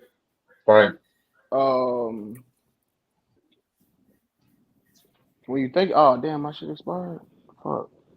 Cause when you think about it, he was about to fix everything, because that's old buddy lost his son Ziggy going to jail for life now. I mean, he was fucked already because he had signed a plea. Yeah. So never mind. That was sad too, because he did it. It ain't like he got framed or nothing. I mean, he did kill that Greek dude. Yeah. But I think his dad dying was the saddest, because I mean he went there to fix shit, and I think he didn't even know what he was getting himself into, really. Yeah. He went down there. Yeah. And it was an off-screen death too. That be kind. I don't know. Sometimes that shit hit different. Yeah. I would add D'Angelo's death as well. I'm about to go there. Yep. Good point. I'm not gonna lie, Sean. This gonna sound heartless. But it was like I saw even my first time watching it, I was like, he had to go. Like it wasn't too sad. Like I get it, like because D had good intentions, but you gotta be held accountable for what you do, bro. It is what it is. Like there was a lot of it was obvious. Like if you wasn't Avon's nephew, you would have been got out of it at this point. And I just thought it was a necessary thing, unfortunately. And at the time, this was after the Wire already set the tone for the show. I'm like, yeah, he's going to get killed at some point. And that's why I said I don't think he could have. He wouldn't stood the 20 years. Remember the first month he started doing drugs. Yeah, I mean, I think anybody has gone in, everybody know has gone in has always said the early part of being there is difficult. It's a major adjustment, but once you get used to kind of the routine and stuff like that, it's not as bad as when you first got there. I think that's what it was.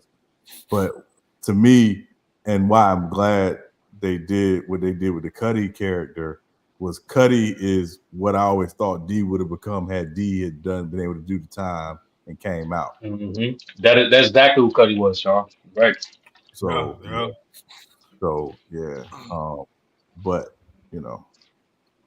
The thing is too, like Cuddy, it was different with Cuddy because like Cuddy, a lot of people know how Cuddy got in jail. Cuddy was a crazy dude. Like Cuddy was crazy as hell before he got in. Cuddy from the cut. Yeah, I mean, he was that. Yeah, but see, Cuddy was a real hitter though. D wasn't. No, D wasn't no hitter. That's what I'm saying.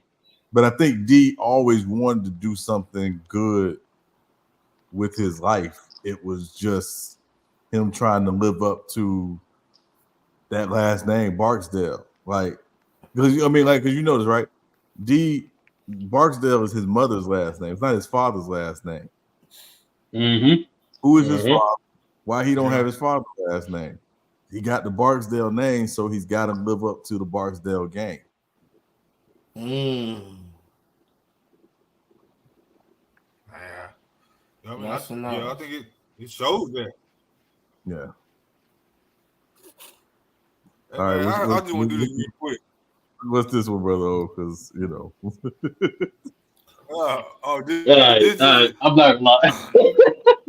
Which one of these women were most important? Oh, okay. You want to switch it up? Okay, you switching it up. Okay. Okay.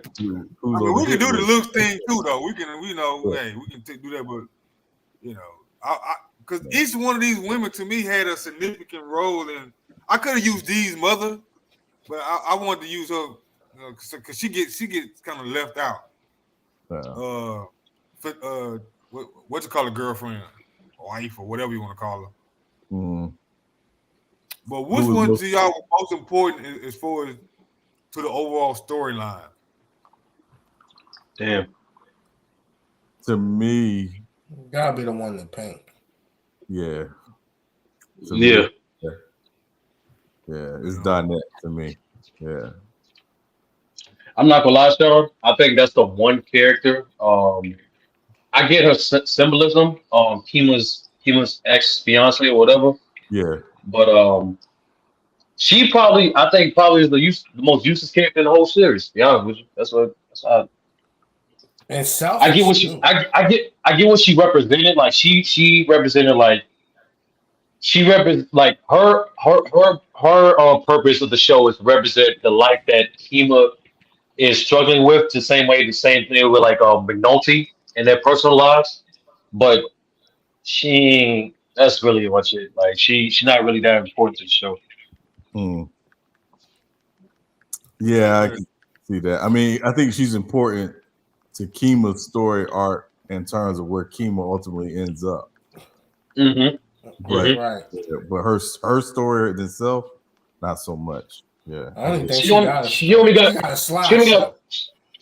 quotables like Lester's wife. You know what I'm saying? Like at least, hey, she got that. Yeah. Not Lester's wife, but you know what I'm talking about. Yeah. You talking about McDaniel's wife? Yeah, McDaniel's wife. Yeah. But McDaniel, that was crazy. Yo, shout out to McDaniel, brother. He had an underrated side stories too. Yeah. You know what? In some ways, I kind of wish he did become a lawyer. Keep watching. I don't know why. Yeah, keep watching. Oh, keep watching. Oh, okay. Yeah. Daniels? Oh yeah. Yeah. Oh look, Lou ain't got to this part yet, but I ain't gonna say it, man. But who he started effing around with pissed me off. Yo, she's a whole. Yo, the lawyer, she's a whole. If you listen to the dialogue, Yeah. Bro, she Like, the way nasty. he was pulling up her skirt. Wait. Lou, you finished season 3, right? Yeah, he said he finished season 3. I think so. I'm at like close to the end. No, I haven't got to the part where the rooftop, but I got to the part they were smashing though. Okay, yeah. So Okay, by that point they smashing. Yeah. Okay. Yeah. Yeah, Ronnie. Yeah, she was filthy. I'll just say that. Yeah, she was giving it. She was giving that box to everybody. Yeah. McNulty, McDaniels. Yeah. Well, they was only two. Nah. They was But only two. why he cuffed her though? He married. He moved in with her. Lou, you know, you remember the judge of season 1, the white judge that even got the whole investigation started? Yeah. He hit too. She smashed him too. Multiple times. No, I don't think she smashed him. I think he had a thing for it, but I don't think he smashed. She smashed. No, Sean, you gotta look at that scene again, man. I think they smashed. I think that he wouldn't say that. He wouldn't did that. Like that wasn't a hit. That was like, that was a reminder.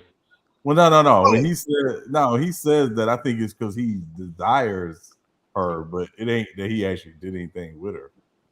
But Sean, like I'm telling you, because right after he said it, look at her face. That was no like I'm disgusted or like no. That was like a chill out. There's no need to say that right here. There's somebody right here.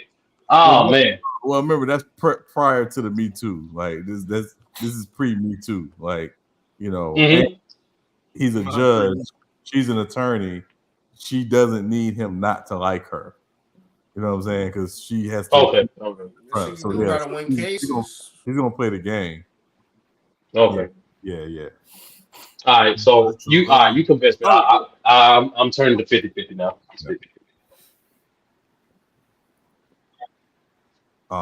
So do y'all want to do a quick little draft, or do y'all want to do the NBA equivalent? Do the NBA equivalent. Yeah, maybe by the time we finish with that, Mike Dev might return. Okay. Man, you set that up. Next, brother. Oh yeah, you already answered. What was the most? Yeah, let's get down to the easy one. What was y'all favorite scene? Favorite scene. You had to choose one.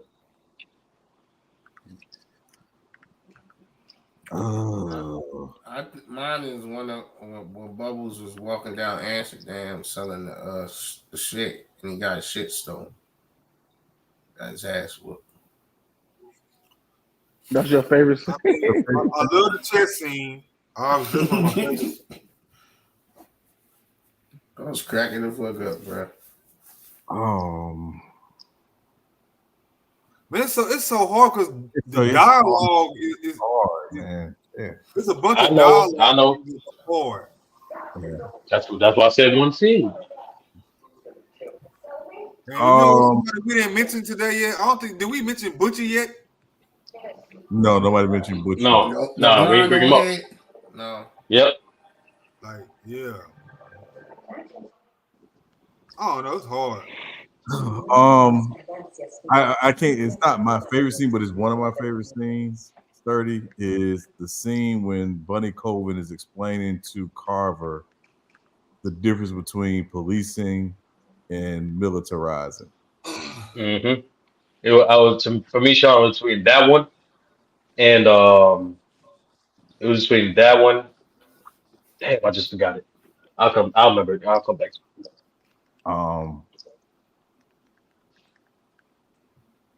Oh, there we go. It was that one and the scene between Brother and Cheese. Oh yeah. To me, like I always like that that scenes were like when a nigga try to be ignorant, but like you can still maintain your stillness and your discipline, but you still mean business, bro. That shit was man. Good day. I love that scene between Brother Muzan and Omar. Omar and Brother Muzan. Yeah. The standoff. That scene when they was The standoff, yeah. The standoff, yeah. Bro, like, man, honestly, I want to get my like vernacular like to that level. Like the way Brother Muzan was casually like if y'all pay attention to how Brother Mazone was talking, he was roasting people. Like he was talking trash. He like to people, right? And even to his assistant, he was like, "Your hate for your homophilia is so visceral. You'll be easy to target." Like, oh man, like this.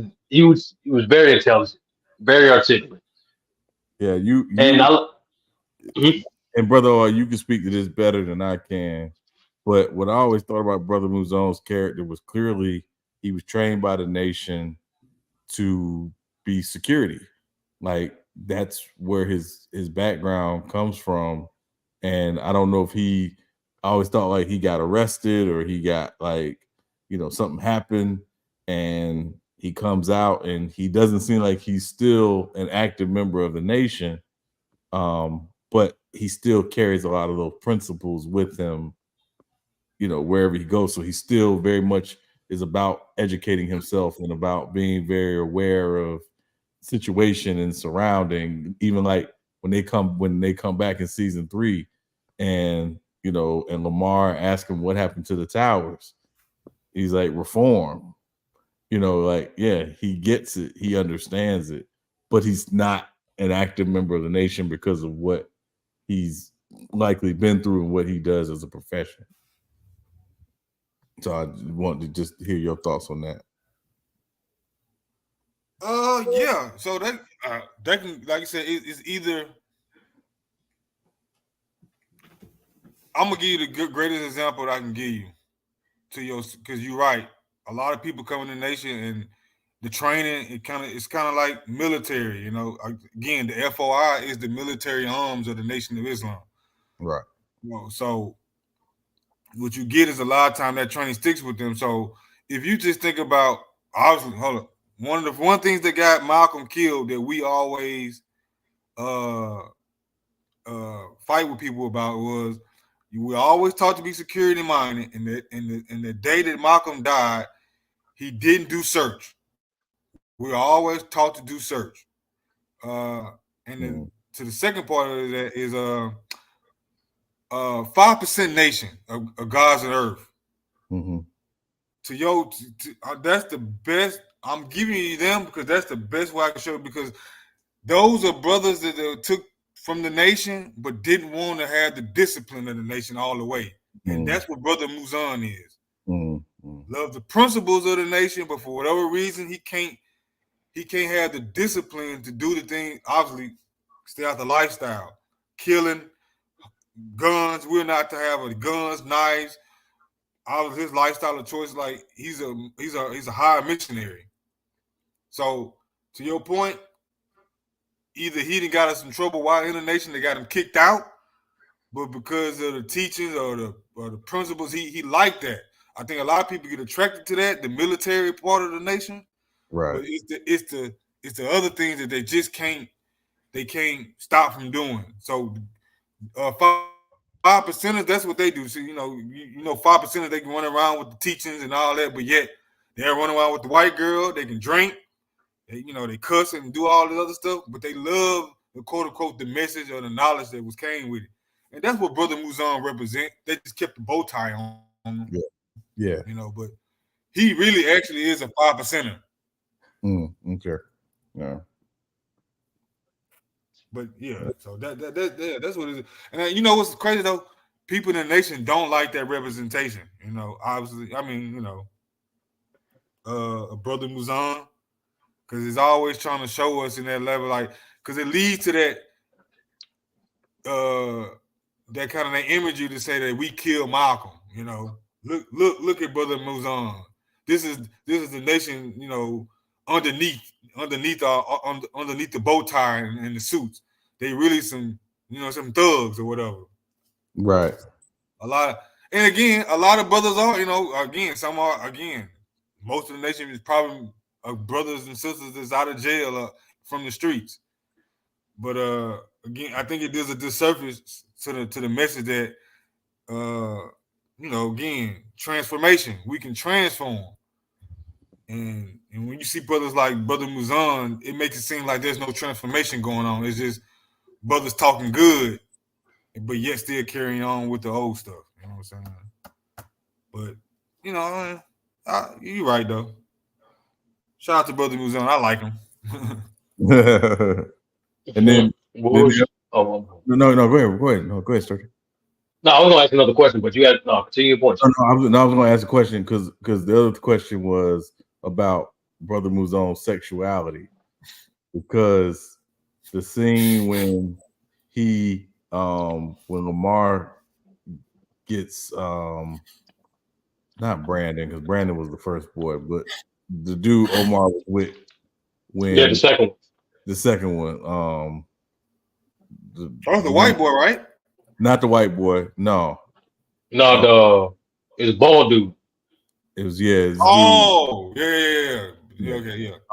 The scene when Lamar, Brother Muzon's assistant, gets Omar's boy to come out, and they knock him out, and it's raining or something. The way that Brother Muzon touches Lamar's face in that scene, it was a little weird. Just say he's backstage, brother. Yeah. So it was just like, it was a question for me. It was a question about, did you question his sexuality? Because of how he was carrying it or whatever. I didn't question it. I thought I thought that scene, like, I thought it was like tongue in cheek and a little weird. I thought it was tongue in cheek only because he know how Lamar feels that way. So to add on to it, he was just messing with him. You know what I mean? So that's how I took it. At least when I watched that scene, I didn't think, because especially how the show operates when people are when people are that, you good. When people are that shown, like they typically give you a good sign, a good warning. You know what I mean? Right. With Omar, with Kima, even with Rawls, like there was like obvious signs, like, because the show's not afraid to go take it there, but like they give you an obvious sign of that. Right. Yeah. And also when Brother Muzon and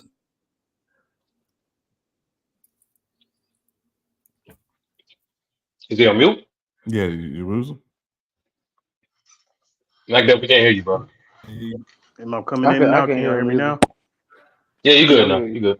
Okay. And basically piggyback what Sturdy and Sean was talking about, that so when Brother Muzon and Omar became like a duo to kill Stringer, Brother Omar said, okay, it looks like we're gonna have to go in from the front. And Brother Muzon said, that should be something new for you. Basically, it was a gay joke. You see what I'm saying? That kind of tells, like, no, he wasn't. That wasn't Brother Muzon's sexuality, because he was stupid for making a gay joke about Omar on that part. But it was weird, like in the rain and stuff. Okay, Lamar. Yeah. Well, let me ask you another question. What about one question? No, go ahead. No, go ahead, sir. What was your most shocking scene? Shocking? Yeah, what happened? Like, what event happened in the show that you was like, I didn't see that coming? For me, it was Chris. It was a convenience store. It was what's his name? Face Andre. Old Face Andre. Yeah. To me, it was Old Face Andre's store. Like from the they played. It was the music too, Sean. That was so weird. Like, that was one of the few killers they played the music to it, and you didn't see it coming. Like, that, to me, that was like, damn, Chris is a demon. Like, when he killed Old Face Andre. No. When what happened in the grocery? Remember they had to frame Omar for robbery. Okay. I got you. No, like, not for robbery, but like to frame Omar. So like when he killed the lady, and like how it was for me, Sean, it was how quick it was. Like, he went from, like, there was no hint of it. Like, he went from helping her out to like, thanks, sweetie. Next thing you know, casually, bow, and pistol with Old Face. Yeah. That shit crazy. Yeah. And he ended up by saying, "Say Omar." No, that shit. Yeah. Oh, that shit crazy. Yeah, that's definitely. I mean, that might be the one sturdy, honestly. I got another one, but like I don't want to say it because Lou didn't see it. But go ahead. Yeah, no, it could because to me that scene kind of points to ruthlessness and the lack of moral code that Marlo has. And again, it also points to the fact he doesn't really know Omar, because anybody who knows Omar don't put his gun on no citizen. Mm-hmm. So for them to do it the way they did it, just spoke to how little Marlo really knows about Omar. Yeah. Remember, like how how Chris operates, right? He typically gets his intel, then he strikes, right? Yeah. But remember, he couldn't do that with Omar because Omar could be whatever. The only time they even had a close to getting a drop on Omar where they capitalized on Omar's weaknesses, which was Omar's sense of vengeance. They're like, okay, cool. Omar will take us out, so most likely he's gonna take out you next. So we're just gonna follow you until Omar gets to us. Yeah. Yeah. That was part of my most shocking. It's two scenes, but it's the same character with Omar. The first one is when him and old boy was in the apartment looking for Marlo, and they got ambushed by Snoop, Chris, and Mike. And I thought it was over for Omar, but he jumped out the window. Was like 3 floors. Yeah. Something like that. 5. That was Spider-Man shit. That's the Spider-Man shit. Yeah. They couldn't believe he jumped out that window. And then the other one is, of course, when he got shot. I did not see that coming because I was rooting for Omar the whole time. And then when he got popped out, that was shocking. I froze. I was like, whoa. But to me, when it happened, Macduff, I knew it was happening because Omar was breaking his own rules. Yeah. At this point. Mm-hmm. And so like it was at that point. I was still rooting for him, shot. I know. Yeah, but again, what always kept Omar alive was that he stuck to this very strict code. That's a fact. By the time he got to that point, he wasn't sticking to any code. He wasn't sticking to any code. So he was basically a Walking Dead man at that point. It was just a matter of not, if, but when. Now, who did it was a little shocking, but yeah. And then, ironically for me, it was Cheese when Cheese got took out. I wasn't. Hey, I was about to say that, Sean. I said, I wasn't expecting it. Yeah, I wasn't. And then by who he got took out by Slim Charles. And who he got took out by. No, it made sense. Who he took, like I knew. Yeah, it made sense. Like if Cheese was, I remember watching for the first time. Like if Cheese get taken out, Slim would be the one to do it. But the way he did that way, yeah, that was. Yeah, that was for Joe. This nigga cost us money. Hey man, they was about. He did though. But they can find somebody to swing that his part of the money game. For real. So I got a question for y'all, just real quick, because I had a conversation with somebody some time ago. Who is the most unrealistic character to y'all on the show? Unrealistic? Yeah. It's Most between. people would say Omar. It's definitely between Omar and yeah, forgot this person.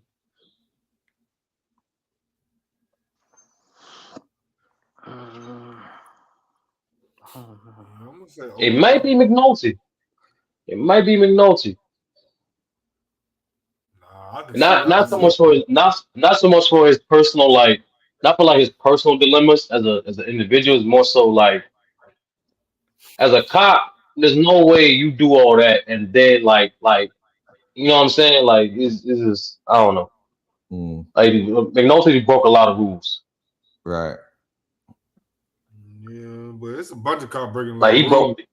But he broke the, like, you notice like this consistent theme in The Wire is like whenever you break the chain of command, there's consequences. He was the main guy doing that, and like he barely paid for that. Well, he paid. No, he paid. I mean, at the very end, like he got stripped off a bunch of times. Yeah, like him getting stuck on the boat. Yeah, you're right. I mean, you're right. Yeah, Yeah. McNulty was the life You're of right. the party. I forgot. McNulty was funny as shit. It's probably Omar. I'm not gonna lie. It's Omar. It's somebody I got.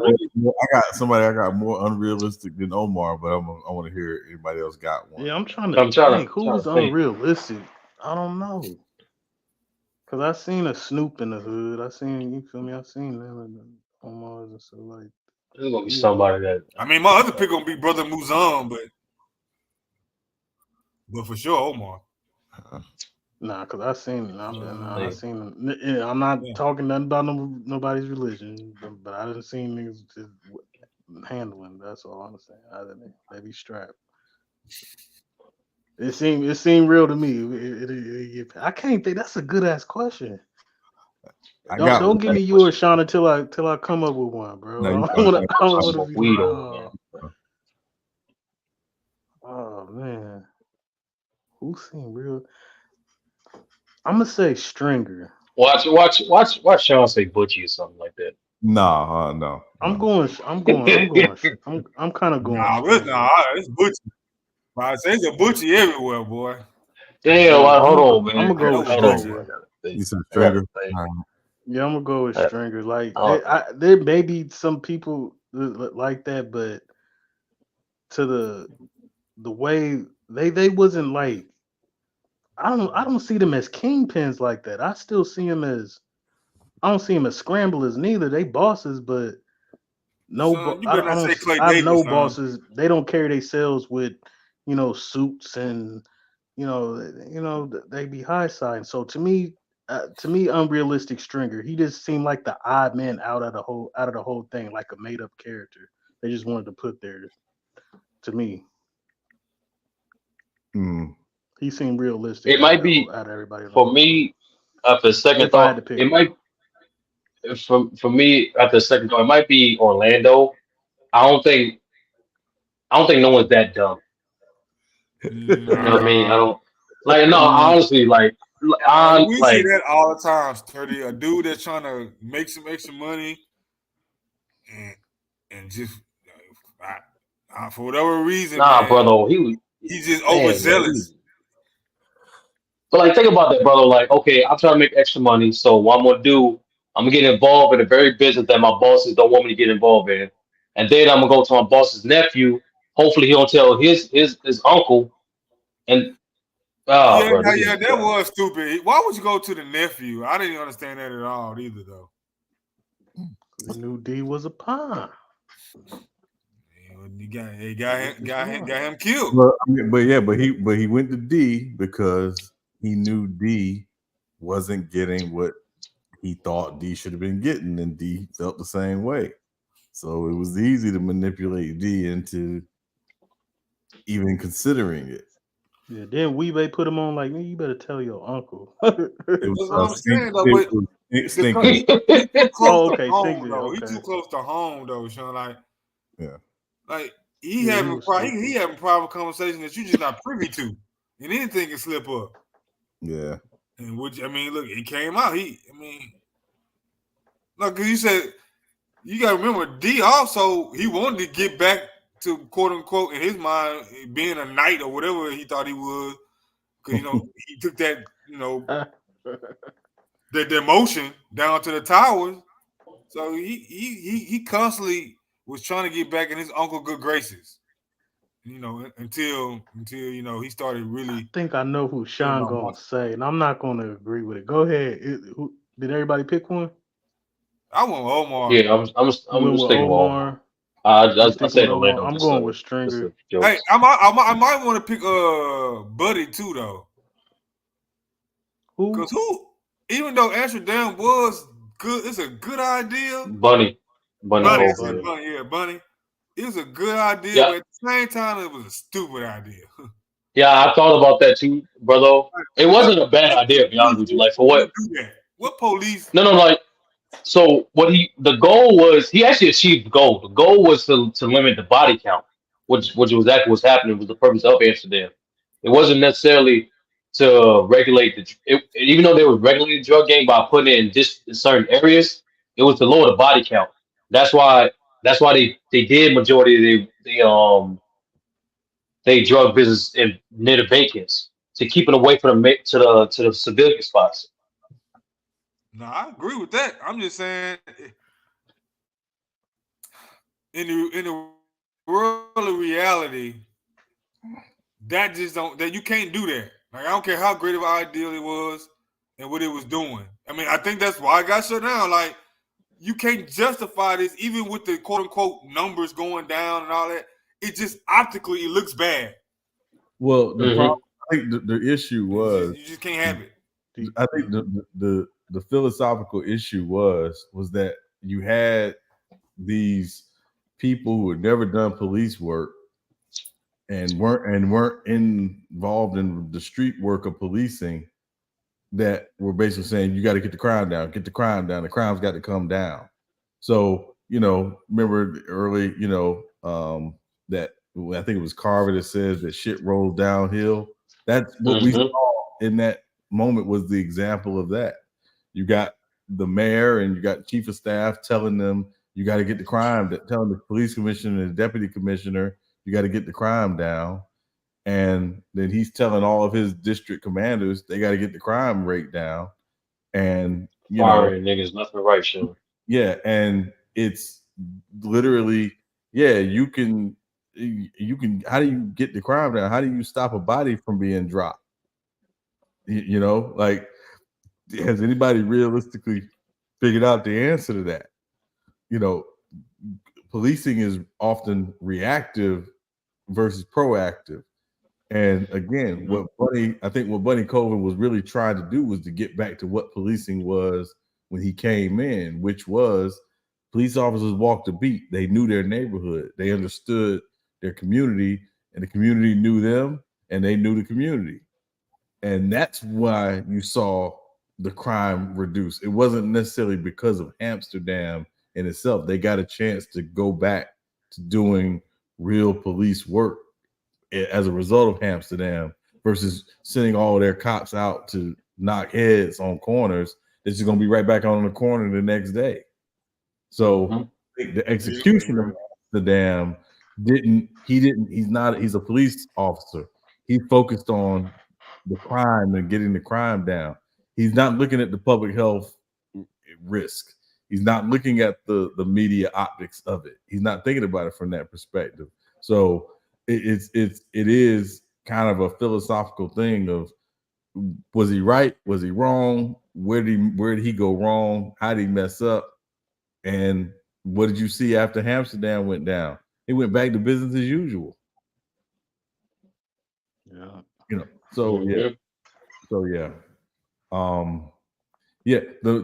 My humble opinion, the most unbelievable or the most unrealistic character is actually Gus from season 5. The newspaper editor. Yeah. Dang, he from Baltimore. That's crazy. Wait, what? Why is he the most unrealistic? The brother. Yes. Yeah, why is he most unrealistic? You never understand his why. Like every other character in the show, you gotta get their why. You even understand in season 5 why Scott does what he does. Scott's trying to raise his profile. He's trying to become, get to a better situation professionally. With Gus, you never understand his why. Every character in that show, you get their why. Gus is the one character. It's like, why is he this way? And he's almost a little too self-righteous. Like there's nothing dirty about him. Like every character got some dirt on him. He's the one character that doesn't have no dirt on him. Yeah, I thought he was just trying to run an honest newspaper thing. That's no, I'm saying remember his talk with the guys when they were smoking. Like he was discussing how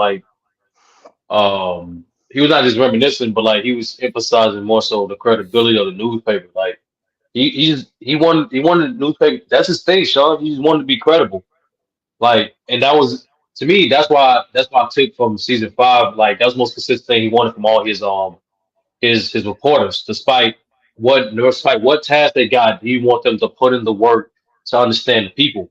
And I don't think his dirt is more. I think he came from the hood too. Like you notice, like he had understanding with with Bun and what's the dude name? Oh, what's that Gase's name? And Pop. So like he knew those guys. So like I don't think he need to be dirty, but he definitely understood the city. He definitely understood the city.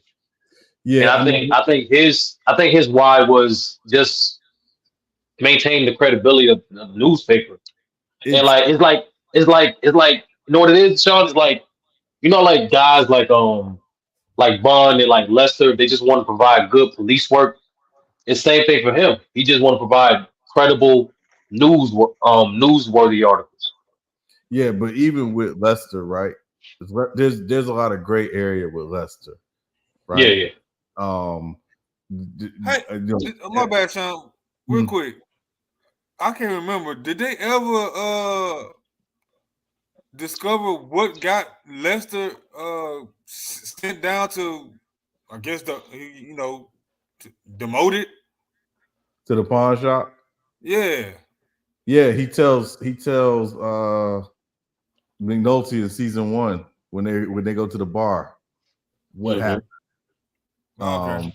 Yeah. And Lester's dirt is Lester has never really copped to chain of command like that. In a little ways, he's a little like McNulty. That's his dirt. That's the thing they have on him, is that they know he doesn't. But he does just want to do good police work. He wants to do real retroactive investigation, which is how crimes get solved. And again, there's some gray area with him. Get with the stripper.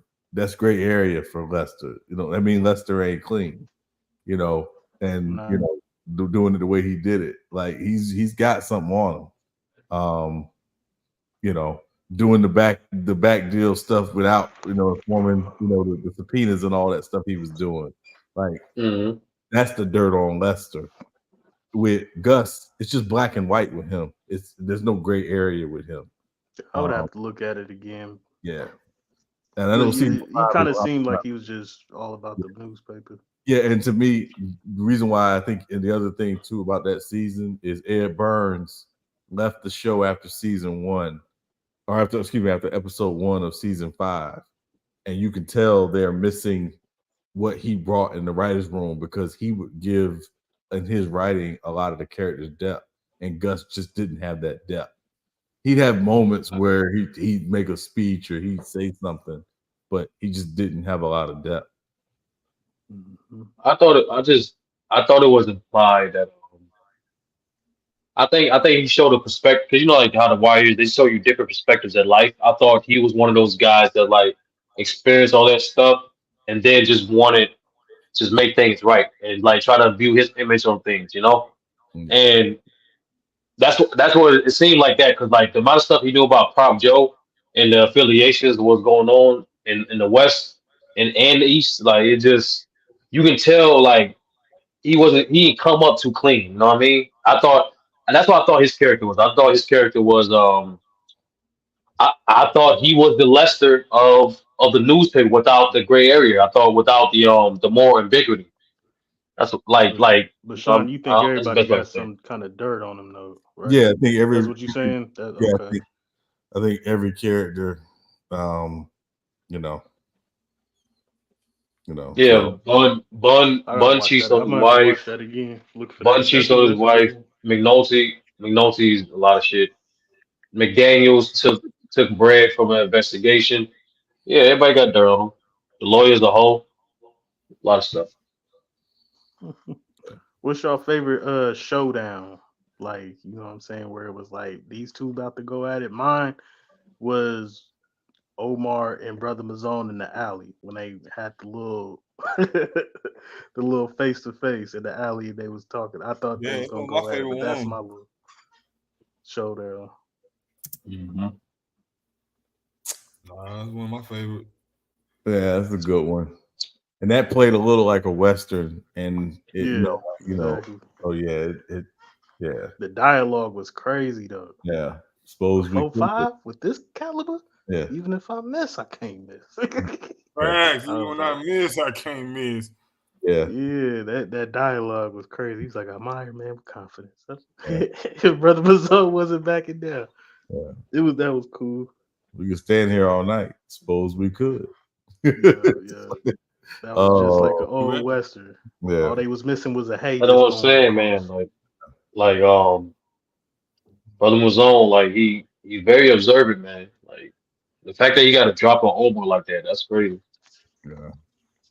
And that's the thing too. Like Brother Mazone, he understood. Like he was willing to to be uncomfortable. You know what I'm saying? Like he was willing to do that to get to Omar. That's nothing Barksdale or even Marlo's people didn't want to do. Like they knew Omar was gay, but no one thought of that angle. It was like, if Omar's gay, that means he means a gay partner. So like, where do you find gay people? Boom. Yeah. He was on. What's your favorite character? Who's your favorite character? Let's get that out the way. Omar. I know Sean is. I know Sean is. A while back, I said my favorite character was D. D'Angelo? Why D? I don't know. I think I just Cause Sturdy's gonna kill you. He think you a snitch. Sturdy don't like you. I think he was one of the more relatable characters in the obviously besides some of the kids. But as far as the people, like he was the most relatable character that I think most people can see themselves in. And plus, I just thought his character development or arc, it was different. Like it kind of like reverse engineered itself. Because when you first see D'Angelo, I don't think he's a very likable person. But then I just started to like him when he started to teach the whole teaching Michael and him about the game. And you've noticed he always was observing stuff too, though. Like he was soaking in certain stuff. Like if he was saying something or something happened, he would just be looking. And then I think he was pondering and thinking. And I think in those moments, you can see him slowly trying to have a heart and try to not live up to the name anymore. I think he was slowly coming out that shell. Like even him leaving his quote unquote baby mama to get with the stripper. The stripper had more in depth to her though. Like she was more of I guess she was just a better woman than Yvette or whatever her name was. Donette. She was just a stripper. And I think you can see you can just see his development. And I just think I see a lot of myself in him. Like, you know what I'm saying? Like, you know, being younger and you growing up in the hood, you're trying to be something you really ain't. You know what I'm saying? Then it takes certain life events to like show you like, this ain't you. This ain't, this ain't what you come from. This ain't what you about. And so I just like that's how I like it. I see myself in him a lot. Like I thought he had great acting too. Like he was a good actor on that as well, especially in the scenes where he went to jail and in the those interrogation rooms. Yeah, exactly. So that's where you kind of seen the change in what Brother O was sort of talking about. So yeah, he had great character development. So I fucks with that. I can see that now. Bro, it just you know what it is. Like I understand like the love for D. No, I'm saying like no, cause I understand the love for D because he showed that morale. He showed the human side of all this stuff of the game. Like, and he was asking the right questions. Like, why the game have to be this ruthless? Why everything gets so simple and plain, but for some reason this shit here get done dirty? Why can't it be simple? Like, why all those other things? But like, my thing is with D is like, there's so many unpractical things he did. Like every single step, from killing the from Avon said it best. Like, why you kill this dude in front of everybody where he's in our space? We got dudes in the stairs, dudes in the front, dudes in the back. Why you take care like that? You lost control. And then from going out getting sandwiches when you the boss, this is your pit, to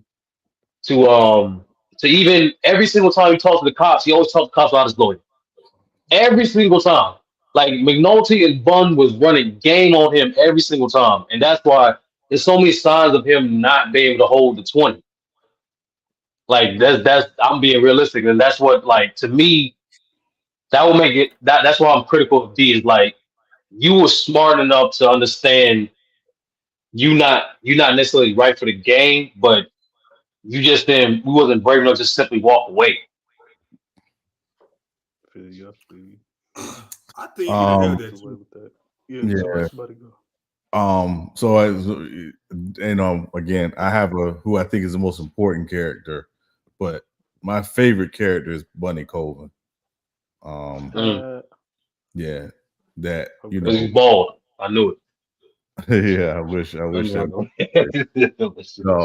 No, he. I mean, just you know, he's someone who I think got it. He just didn't know how to execute it. And then his character arc in season 4, you know, working with, you know, the kids or whatever, you know, at the school and that to me was like a perfect like bookend to how we got introduced to him as, you know, Major Colvin over the Western District. But what I like about him in season 3 is the gradual build up with his frustration of not just his command, his the commanders over him and the superiors over him, but with his own police who don't understand policing and you know wasting resources and kicking kids in the head for a stupid charge, like you know, like that kind of stuff. And so that piece is just what I like about him, you know, quite a bit. And he's real. I mean, he's not, you know, there's nothing really fraudulent about him. You know, so yeah, it's Bunny Colvin for me, followed by a close second with Bubbles.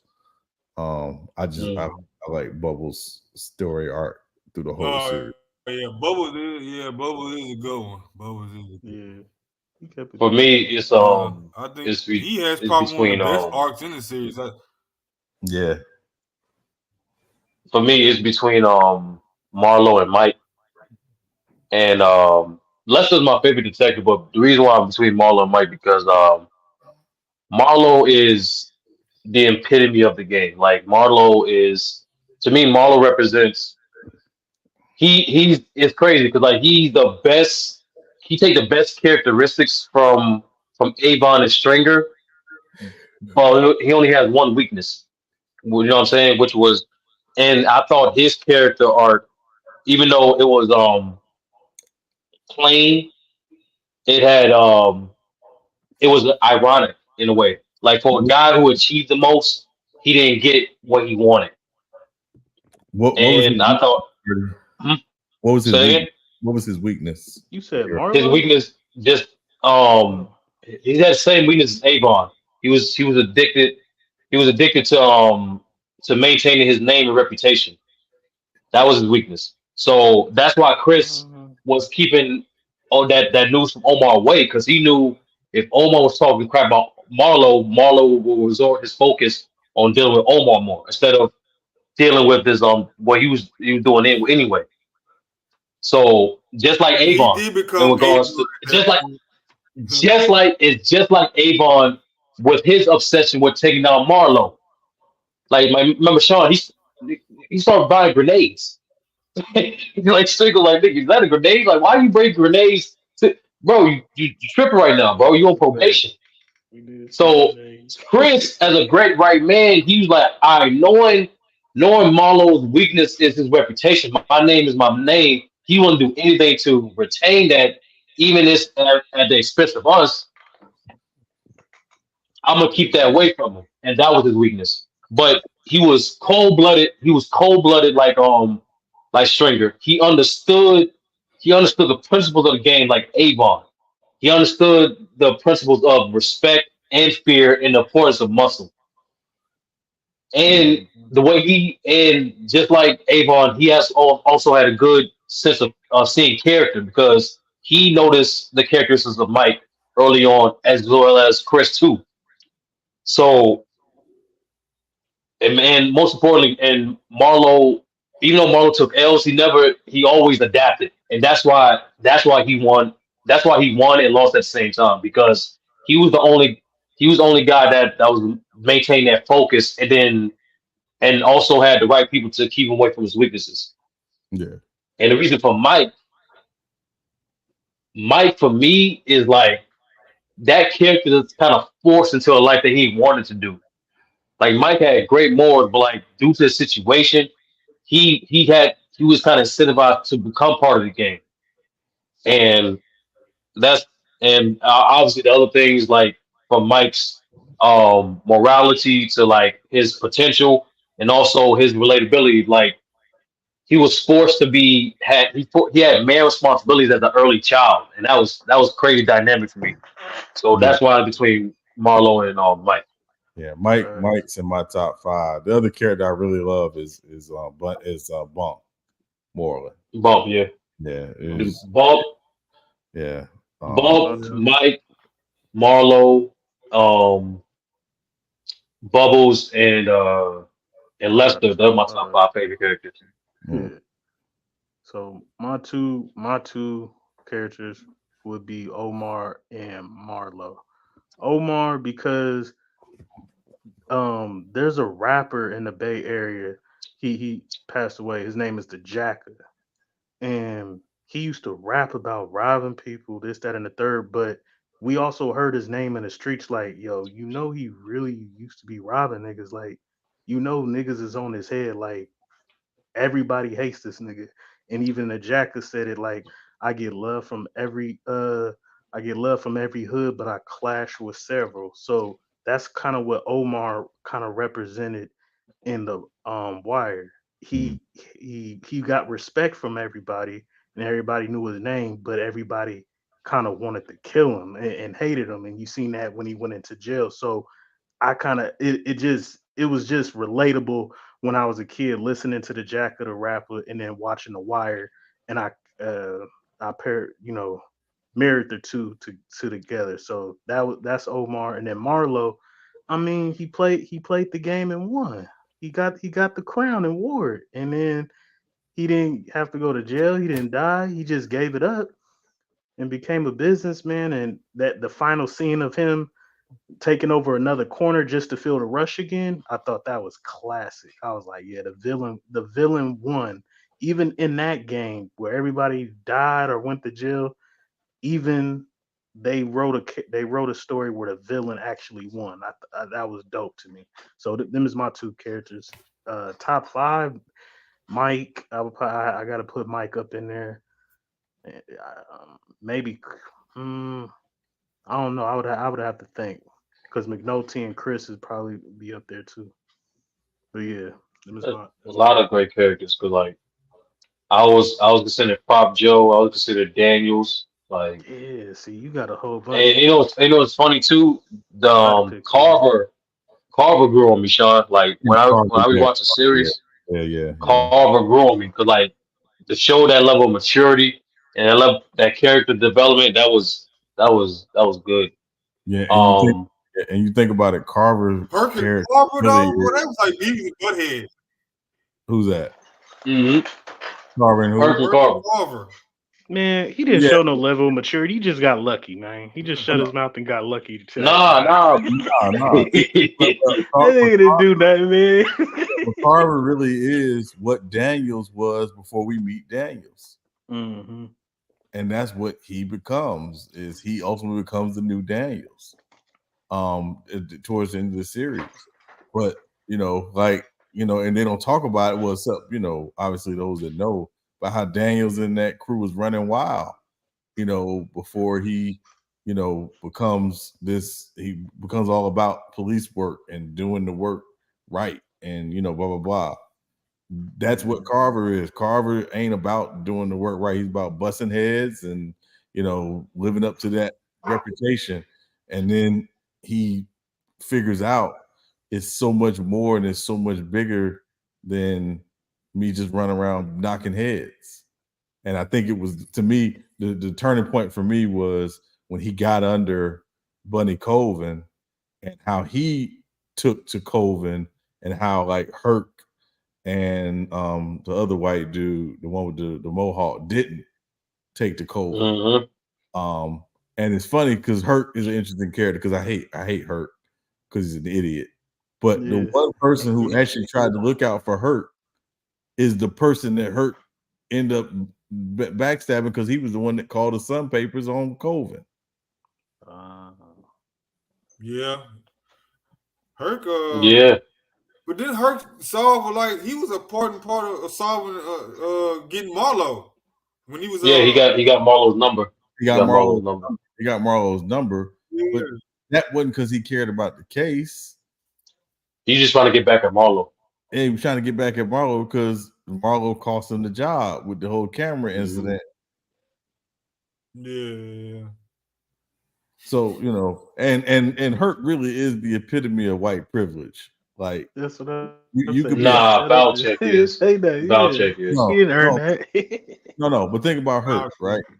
Herc is the ultimate. Herc screws up all the time. Yeah, he caught the mayor getting some. Yeah, he screws up all the time, and yet at the end of the series, he's the one working as an investigator for the corporate attorney with the expense account and doing well, while all his buddies who were doing the right thing are struggling on a police force that has no money. Mm-hmm. Yeah, you lucked up, man. I still think it's Valchek. I ain't mad at him because it was funny as shit when he happened. Valchek is just connected. It's not even white. He's just connected, and he knows dirt on everybody, and he knows enough to keep himself moving up the ladder. That's crazy how they made him commissioner. I get it, but like, nah, man, it's crazy how they made him commissioner. That's crazy. Man. Yeah, but I mean, he was the one they knew would play the game. He played the political game well. Yeah. Also, like the Greek, I know he don't get talked about enough, but the Greek was them real gangsters. Yeah, them the real G's. Yeah. The Greek was cool. They ain't getting nowhere getting close. That's the one thing I want. I say, man, are they gonna catch the Greeks? Nope. I'm not even Greek. Yeah, I'm not even Greek. And I was like, oh, this nigga cold. Yeah, brother Wayne said it best. Real G's moving silence like lasagna. Man, I tell you. Because he had fair connections. Federal connection. I still but like series over with them too. The thing is, Mac Def, Marlo won in reality, but he lost at the same time. He lost for him. He didn't achieve his goal. Like even though he wore the crown, his two parts to his goal. No, he wore the crown for like maybe a month, like 3 weeks to a month, right? But the point is, he wore the crown. No, it's not even that. It's not even that. No. The guy told him. Remember, he was talking to dude at the rim shop. He told him. He told him the fact that I understand that. The fact that they wore the crown is the point. But the point is, they was remembered for wearing the crown too. That's the second part of his goal. He wanted to be remembered for having the crown. The fact that when he walked up to that corner, the guys didn't know him. That's why he rushed that corner, because they didn't know his name. Yeah, his name. His reputation. Yeah. Remember the fact that remember Avon and Marlo, remember their first meetup, the Rayful brothers, like they all wore the crown because they remember them wearing the crown. Marlo not just wore the crown, also people wanted to remember him for wearing the crown too. That's why he had to step. That's why he look at it like that. I'm serious, bro. There's a reason why, Mac Def, there's a reason why there's only one time we see Marlo out of character, out of pocket, angry. And that was when his reputation was questioned. Yeah. But I definitely get that. But I don't know if I can connect that with the last scene. Because his name, Marlo's name, rang out throughout the show. He gave money to the kids and stuff for school clothes. And but he didn't have. I don't know. The no, he didn't have the security guard knew who he was. Like I don't know. People respected, like people that he controlled. Feared Marlo. they respected Marlo, but they didn't. But they're not gonna try to replicate Marlo. You know what I'm saying? That's why you notice the guys that was still alive in the co-op, they fuck with Marlo. They're not gonna spread his word around. They're not gonna spread his legend. Hey, hold up. Let me ask you this though. After Chris them get locked up though, how long y'all think Marlo was gonna wear the crown though if he didn't get, that plea deal or whatever with Levy? Like, Yeah, but they had just he held out. was on his way to getting murdered real soon. No, I because wanted- no. Remember, brother, because he had a connect. Right, yeah. They wasn't gonna So he was good. Yeah, he was The only person that was coming, and now that Omar is dead, no one's coming after me, and I got to connect. It's business as usual. I just got to get more muscle. Right. I it's always the wolf coming up, man. It's always. Yeah, it's always somebody else. And the only person I think that actually knew who the connect was Slim. Mm-hmm. Remember, Slim said, "I ain't cut out to be no CEO." He wasn't trying to overtake Marvel like that. Yeah, he was happy playing his role, so long as Joe was he around. was a perfect role player. Yeah, Slim Charles was a perfect role player. Yeah, Slim Charles. Yeah, Weebay was a perfect role player too, though. He didn't care about nothing either. Though. He was definitely a perfect role player. Weebay, Weebay, yeah, Weebay. He didn't ask. The one time he asked the question, Avon gave him a look like, remember when he was in the truck and he was like, why you asking all these questions? Yeah, he's like, Avon gave him that look and he's like, all right, So yeah, definitely a role. Definitely. Weebay was a huge linchpin in Bronxdale organization.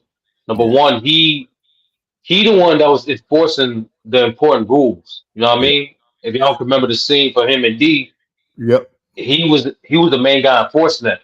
You notice when Weebay got locked up, everybody started breaking the rules. From Avon, Stringer, everybody started breaking the rules. And he was. That's why Weebay was important, man. That's what's up. What about Bodie? What y'all think about his character? I'm let Sean. Yeah. Let Sean do his thing. Because I got a different person. I think is the most important character of the show. My contention is, he's the most important character on The Wire. Not the most popular, but just most important character on the show. It's when you look at his story arc from season 1, he kind of embodies what's wrong with the system, right? He's a soldier, he's selling whatever, blah blah blah. He gets to Boys Village can't hold him, he bounces, and it's literally just this back and forth, him in and out of a system that can't hold him and it can't change him. But he's also a byproduct of his situation because of what happens to his parents and his mom or whatever, blah blah blah. He's angry, yada yada yada, and all he's trying to do is be a soldier in the game. And then comes season 2 with Avon going away, blah blah blah. Stringer doesn't trust and doesn't keep a lot of people close to him. He actually keeps Bodie pretty close to him. In season 2, like Bodie's his kind of ear to the ground on the street, but he's not trying to be like at the top of the towers or anything like that. He's good with being in the street, but he likes that he has Stringer's ear. And then fast forward to season 3, it's a little bit of the same, but he's kind of evolving, he's growing, and you can see it. It's not about the violence for him. It's not about him going out knocking out heads and stuff like that, blah blah blah. And then fast forward season 4, he's really, really grown up. he's on the streets, and he's back on the corner or whatever, and he's trying to make the most of the situation. But it's not about, again, him going out knocking heads. And even when Slim Charles, he tries to like revert to the old days, and Slim Charles says, well, the thing about the old days, the old days. He actually heeds these, and he listens and he acts accordingly. It's not until little Kevin gets killed and he knows Marlo does it that he gets off the chain. But the reason why I say he's the most important character is, even though he's gone at the end of season 4, it's his death that propels McNulty into doing what he does in season 5. Mm-hmm. If he doesn't die, he doesn't do that. And so even though he's not alive in season 5, his death is really reminiscent or is really resonating in season 5 because of McNulty's actions and ultimately what ends up happening to McNulty. So that's why I say he's the most. That way. Okay. Yeah. All right. So 2 things, Sean. Because he was building a bond with McNulty. Mm-hmm. So the thing with Brody, right? I think another thing that fell for his downfall, his unwillingness to accept reality. The fact that you notice the things he complained to McNulty and to Poop about what was going on. That was everything that happened in season 1. Everything that he was complaining about Marlo, Stringer, and Avon was doing. So his inability to adapt, his inability to he was just too proud, to be honest with you. He was too loyal to Stringer and Bronxdale people, because just like Slim try to tell him without telling him, like, sometimes you gotta adapt. I'm with Prop because Stringer and Avon are not here no more.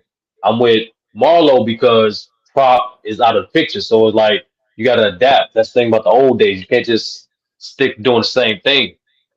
And I think a more important character is Bubbles, in my opinion. I think Bubbles is one of the few characters in the whole show that had interaction with every major infrastructure in the series. And just like Brody, Bubbles' death to his friend, he was a major linchpin in the investigation taking down Barksdale. He also was the guy who showed a perspective on how his interaction with Sherrod, as well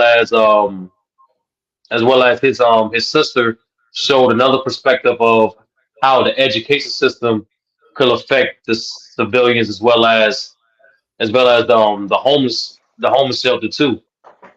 And last thing with Bubbles, I think his whole character development too. The fact that going through series of grief, being an addict, and then even after becoming sober, him overcoming and accepting his failures as an addict to share his story. I think that's some of the best development we've seen in The Wire. And his symbolism of Dookie's future even pushed over the top. Yeah, that's why I think Bubbles is the most important. The only pushback with the Bubbles is Bubbles never has to go to court for himself. The only time you see him in court is for the white boy. So where Bodie actually has to go to court for himself. So he doesn't really have to interact with every single facet of the city. That's the one area that they missed in. Bubbles never had to go to court, where Bodie does. Because again, and I think the unspoken thing about Bodie is a byproduct of the Baltimore school system, and you see why he gets to where he gets with the school system through the other characters in season 4. You just don't see him go through it himself, but he was in this same system a few years beforehand. The same school system a few years beforehand.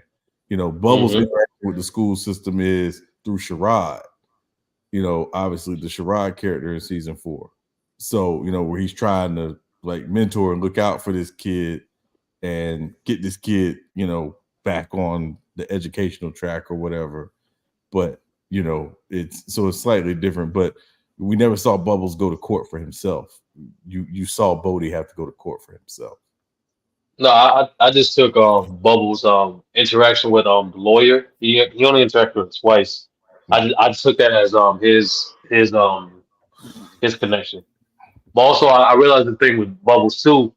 He also was like his interaction with side characters also helped the theme of the show of that season too.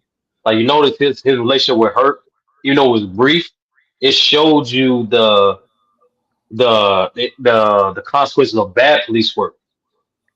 And you notice you notice the guys who really had the advantage, like Omar, like McNulty, like Bun, even a guy like Prop, the fact that they understood the people and they utilized the resources around them. Omar utilized crackheads to get information about people. Same thing with McNulty. When Hurt didn't do that, you saw the consequences of that. And I thought little interactions like that with Bubbles also helped him, also propelled his case for being the most important character too. Yeah. Facts. Well, I don't know if he's the most important character. I just want to know what made McNulty care so much about what was going down in the towers. Why did he care so much? And to take it to the top, to make them even do an investigation and all that other stuff. I don't think he cared. I think it was, again, him being frustrated with the institution that he worked for and shooting his mouth off to the judge. That was what the source of it was. It wasn't, he cares about what's going on in the towers. It's this institution. The one that's just sitting there, in the beginning of the episode or the season. Yeah. You said what, brother? I'm sorry. No, Sean he about to make the point. Yeah, no, it was the judge who was the impetus for, what happened because of McNulty expressing his frustration about the institution he worked for by talking about Barksdale's and everybody knows who's doing what and blah, blah, blah. But remember, when he's doing that, he's also complaining about bosses who have no clue about what's going on. That's his way of talking about the institution he works for. He is frustrated with the police department and being a part of the police department. And he wants to make a change and he wants to be a part of doing something that's better. But he understands he has no say-so because he has no rank. So all this started just because he was popping off at the mouth, running off at the mouth. Yeah. and remember in the first episode of season 1, when he goes into Rawls' office and Rawls is like, who the F are you to think to be over popping your mouth off at some, dirtbag judge or whatever. And you saw Rawls basically run him down about how I get a call from the deputy ops and the deputy ops calls, the colonel of CID and they call me and they're talking about these 3 murders and these people I've never even heard of and all this other stuff. It was McNulty because of McNulty expressing his frustration with the police department. I thought he McNulty was a proud individual. So shit really rolls downhill then. Yeah, it literally rolled downhill. McNulty's a very proud individual, man.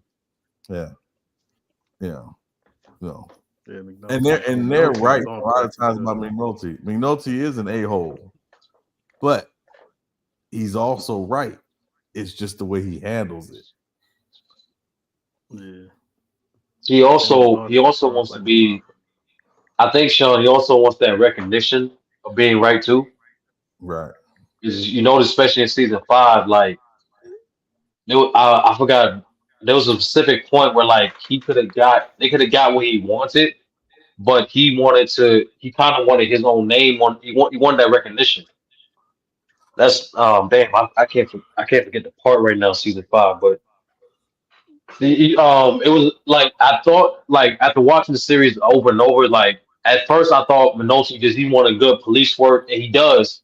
and he cares about his community. But I noticed like he wants to be the guy. He wants to be the guy that's right. He wants to prove the infrastructure is flawed. He wants to prove the fact that he want to prove how flawed everything is. And I don't know, he's a very interesting character to be honest with you.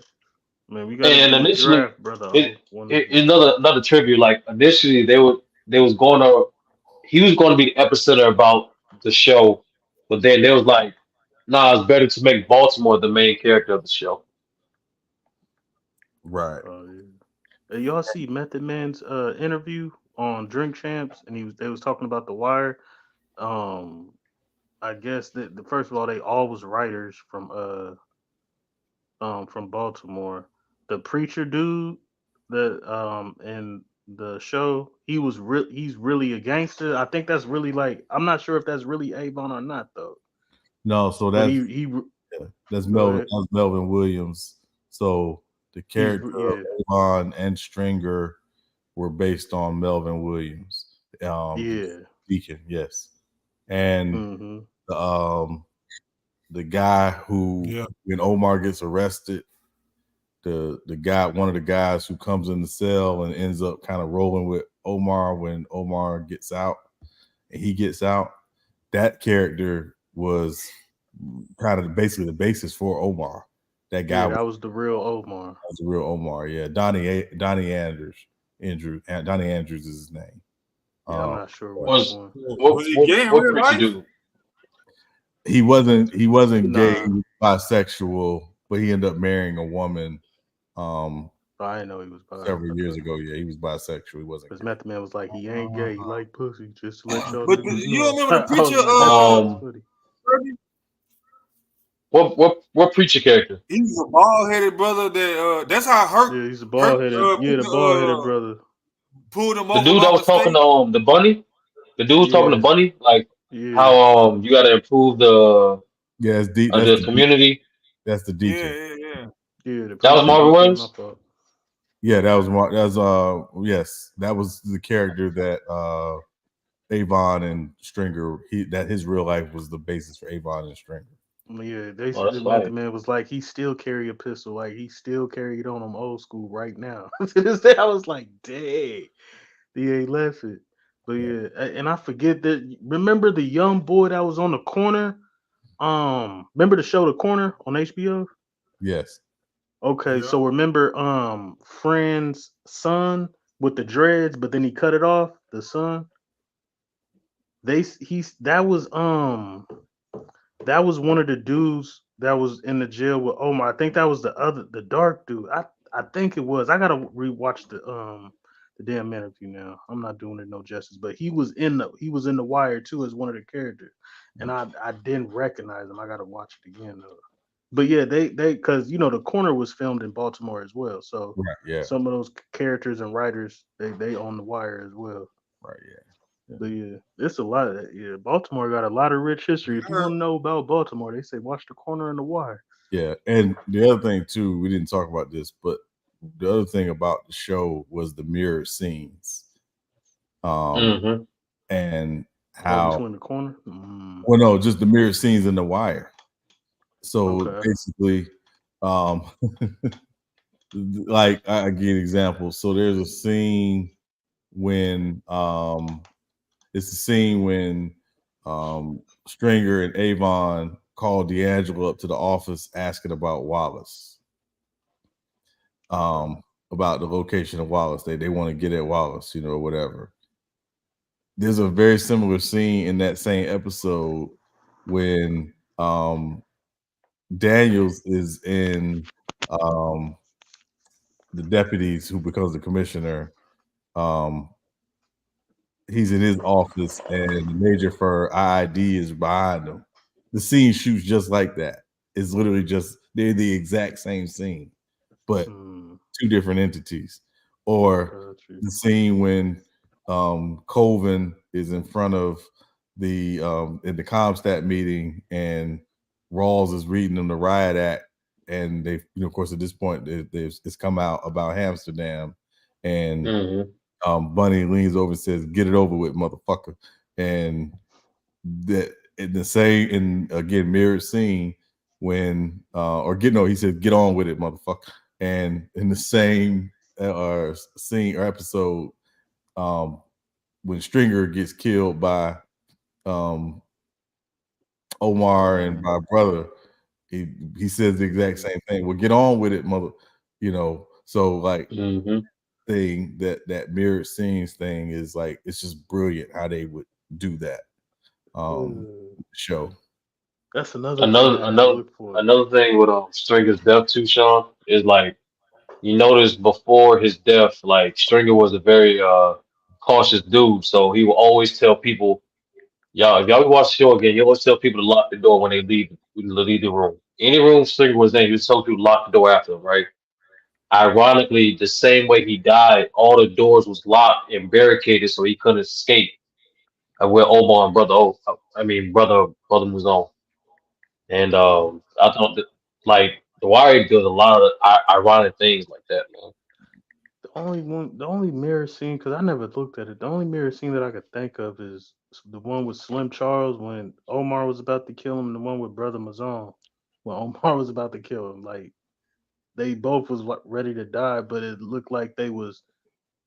I don't know. Is that kind of a mirror scene? I'm tripping. Yeah, it is kind of a mirror scene. Yeah, it is kind of a mirror scene.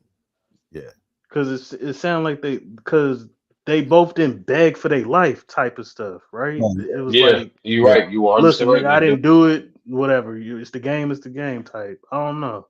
Yeah. They didn't ask no questions. Yeah. No. Like they respected the game. That was Omar respected dudes that live by code. That's why you said it. Like, that's why Slim lived in and what's his face? The dude in the yellow, I think, Fruit, right? Yeah. Yeah, that's why he died, because Slim showed Omar, like, bro, even if Prop Joe did do that, nigga, I hope you kill him myself. That's foul. But Fruit, he was too honest. He was like, would you have done that if even Marlon would have told you? He was like, his style was like a yeah. So it was like, that's what I thought. Boom. Like, you ain't about no code. So that's what it is. Omar always respected guys with the code. That's why he didn't kill Slim, right? Yeah. Okay. Yeah. Another mirror scene is in the first episode when D'Angelo beats the case and McNulty, walks past Stringer and says, "Nicely done," and walks out. That last episode when Avon gets the time, get this time, and D'Angelo gets the time in the courtroom, and Stringer and Brianna are walking out of the courtroom, and he sees McNulty sitting on a bench, and he leans over to McNulty and says, "Nicely done." It's so many moments like that in the show. I didn't catch that one. Dang, I gotta rewatch this again. Yeah, I wish I could say rewatch this whole thing from the beginning now. A lot of them. I'm not gonna lie, MacDev, bro. Like, the more you watch it, it's crazy. The more you catch. Yeah, it's crazy. You learn something. You learn something new every time. When D'Angelo first gets to the pit and he sees how they're actually doing, the handoffs and stuff, he's like, and he explains to Poot and then why it's wrong and how they need to fix it. And at the end of season 1, Poot is having the same conversation with somebody else, like, nah, if you do it that way, they can snap pictures on the whole thing. Yeah, I know. We need to tighten up around here. It's literally all those just repetitive moments, but it's how the cycle continues. Hey, Poot was horny something. He shouldn't be running nothing. You say he was burned 3 times, burning his head. I was like, this nigga Poot, what the fuck you keep on doing, man?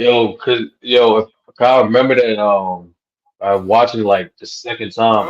I gotta sit down, man. For sure. Hey, you gotta have a draft or something. We gotta. Niggas been waiting this since Sean brung up The Wire, and you was like, "Yeah, I might do it." Come on, man. It's been a long wait. I plan on. Look, man. I ain't had nothing put together. Study. He had questions and all. I said, "God, I ain't gonna have time to do all that." So next time I come that's all you had to say. Nigga, like, that's all you had to Sturdy say. got a whole Wire class set up, man. Next time we get on. Well, the next time I know, because people want to do the video game draft, so we're going to do that video game draft. But next time we do the wire one though, part 2, we're gonna do the draft and NBA equivalents. I'm gonna be prepared, have everything set up so we can get into it. Yeah. But, Yo, McDuff, there's a scene with Pooh and Brody on dates, and they catch Carver and Herc on dates in the movie theater. That was That shit. Yeah. See you tomorrow. That was a good scene. That was. They be trying to catch us. They be trying to chase us, but they can't catch us. Yeah. And the white dude had the black girl though. That was the one. Yeah. Man, he got his sister on his arm. Those I forget the white dude's name or who it was. That was dope, man. Yeah, for sure. All right, for sure though, man. Fire stream, bro. I'm gonna holler at y'all niggas. Be safe, bro. All right, McDuff. Hey, Sean, you said you don't do NBA fantasy, huh, Sean? So you're not gonna join that? Yeah. I don't really do basketball fantasy because it's just you got to do like check it every day and all that stuff. But it's a lot. Yeah, it's a lot. Well, I'm gonna try to do the draft then, study for the fantasy. I don't know if you want to be there because what I'm gonna do is also I'm going to simulate your team you draft as well on 2K for fantasy. Let me see if I make time. Cause I've been flopping on these fantasy leagues, but I had to. You have. I wasn't gonna say that. You have. Yeah, it don't become true number 2. Okay, golly. Nah, be honest with you, I told y'all before, but like nobody responded to me. I said I can't even get access to it. Like I can't. They send me emails and notifications, but I can't get access to my team. So it's like weird. You reset your password. That's what it sounds like. Well, if you do make it, I got the same password and everything. It just keeps saying it's like an error or something. I don't know what it is. Well, I'm probably do the money thing or whatever. I'll probably put some money on it too, like for the 2K again. Like shout out to Sean for winning the NFL Madden. Yeah. But so I'll probably do the same thing with the 2K, NBA 2K, $100 or something like that for the winner. So we'll see, but yeah, man, just look out for the next few drafts. Video game, cartoon. That one I really want to do. Yeah. We also got hip hop albums, R&B. Hip hop albums, R&B. We talked about groups and albums. Yeah. So we're gonna do it all, man. I said this. I foolishly got into another relationship, so it keep me busy now.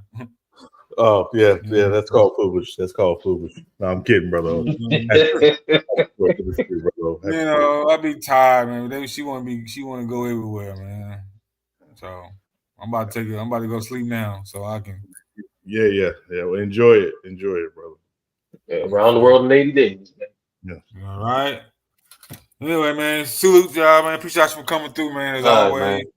Yeah, absolutely. Catch y'all on the next one, everybody. Thank y'all. Like, share, subscribe. Catch the next draft. See y'all when y'all see you.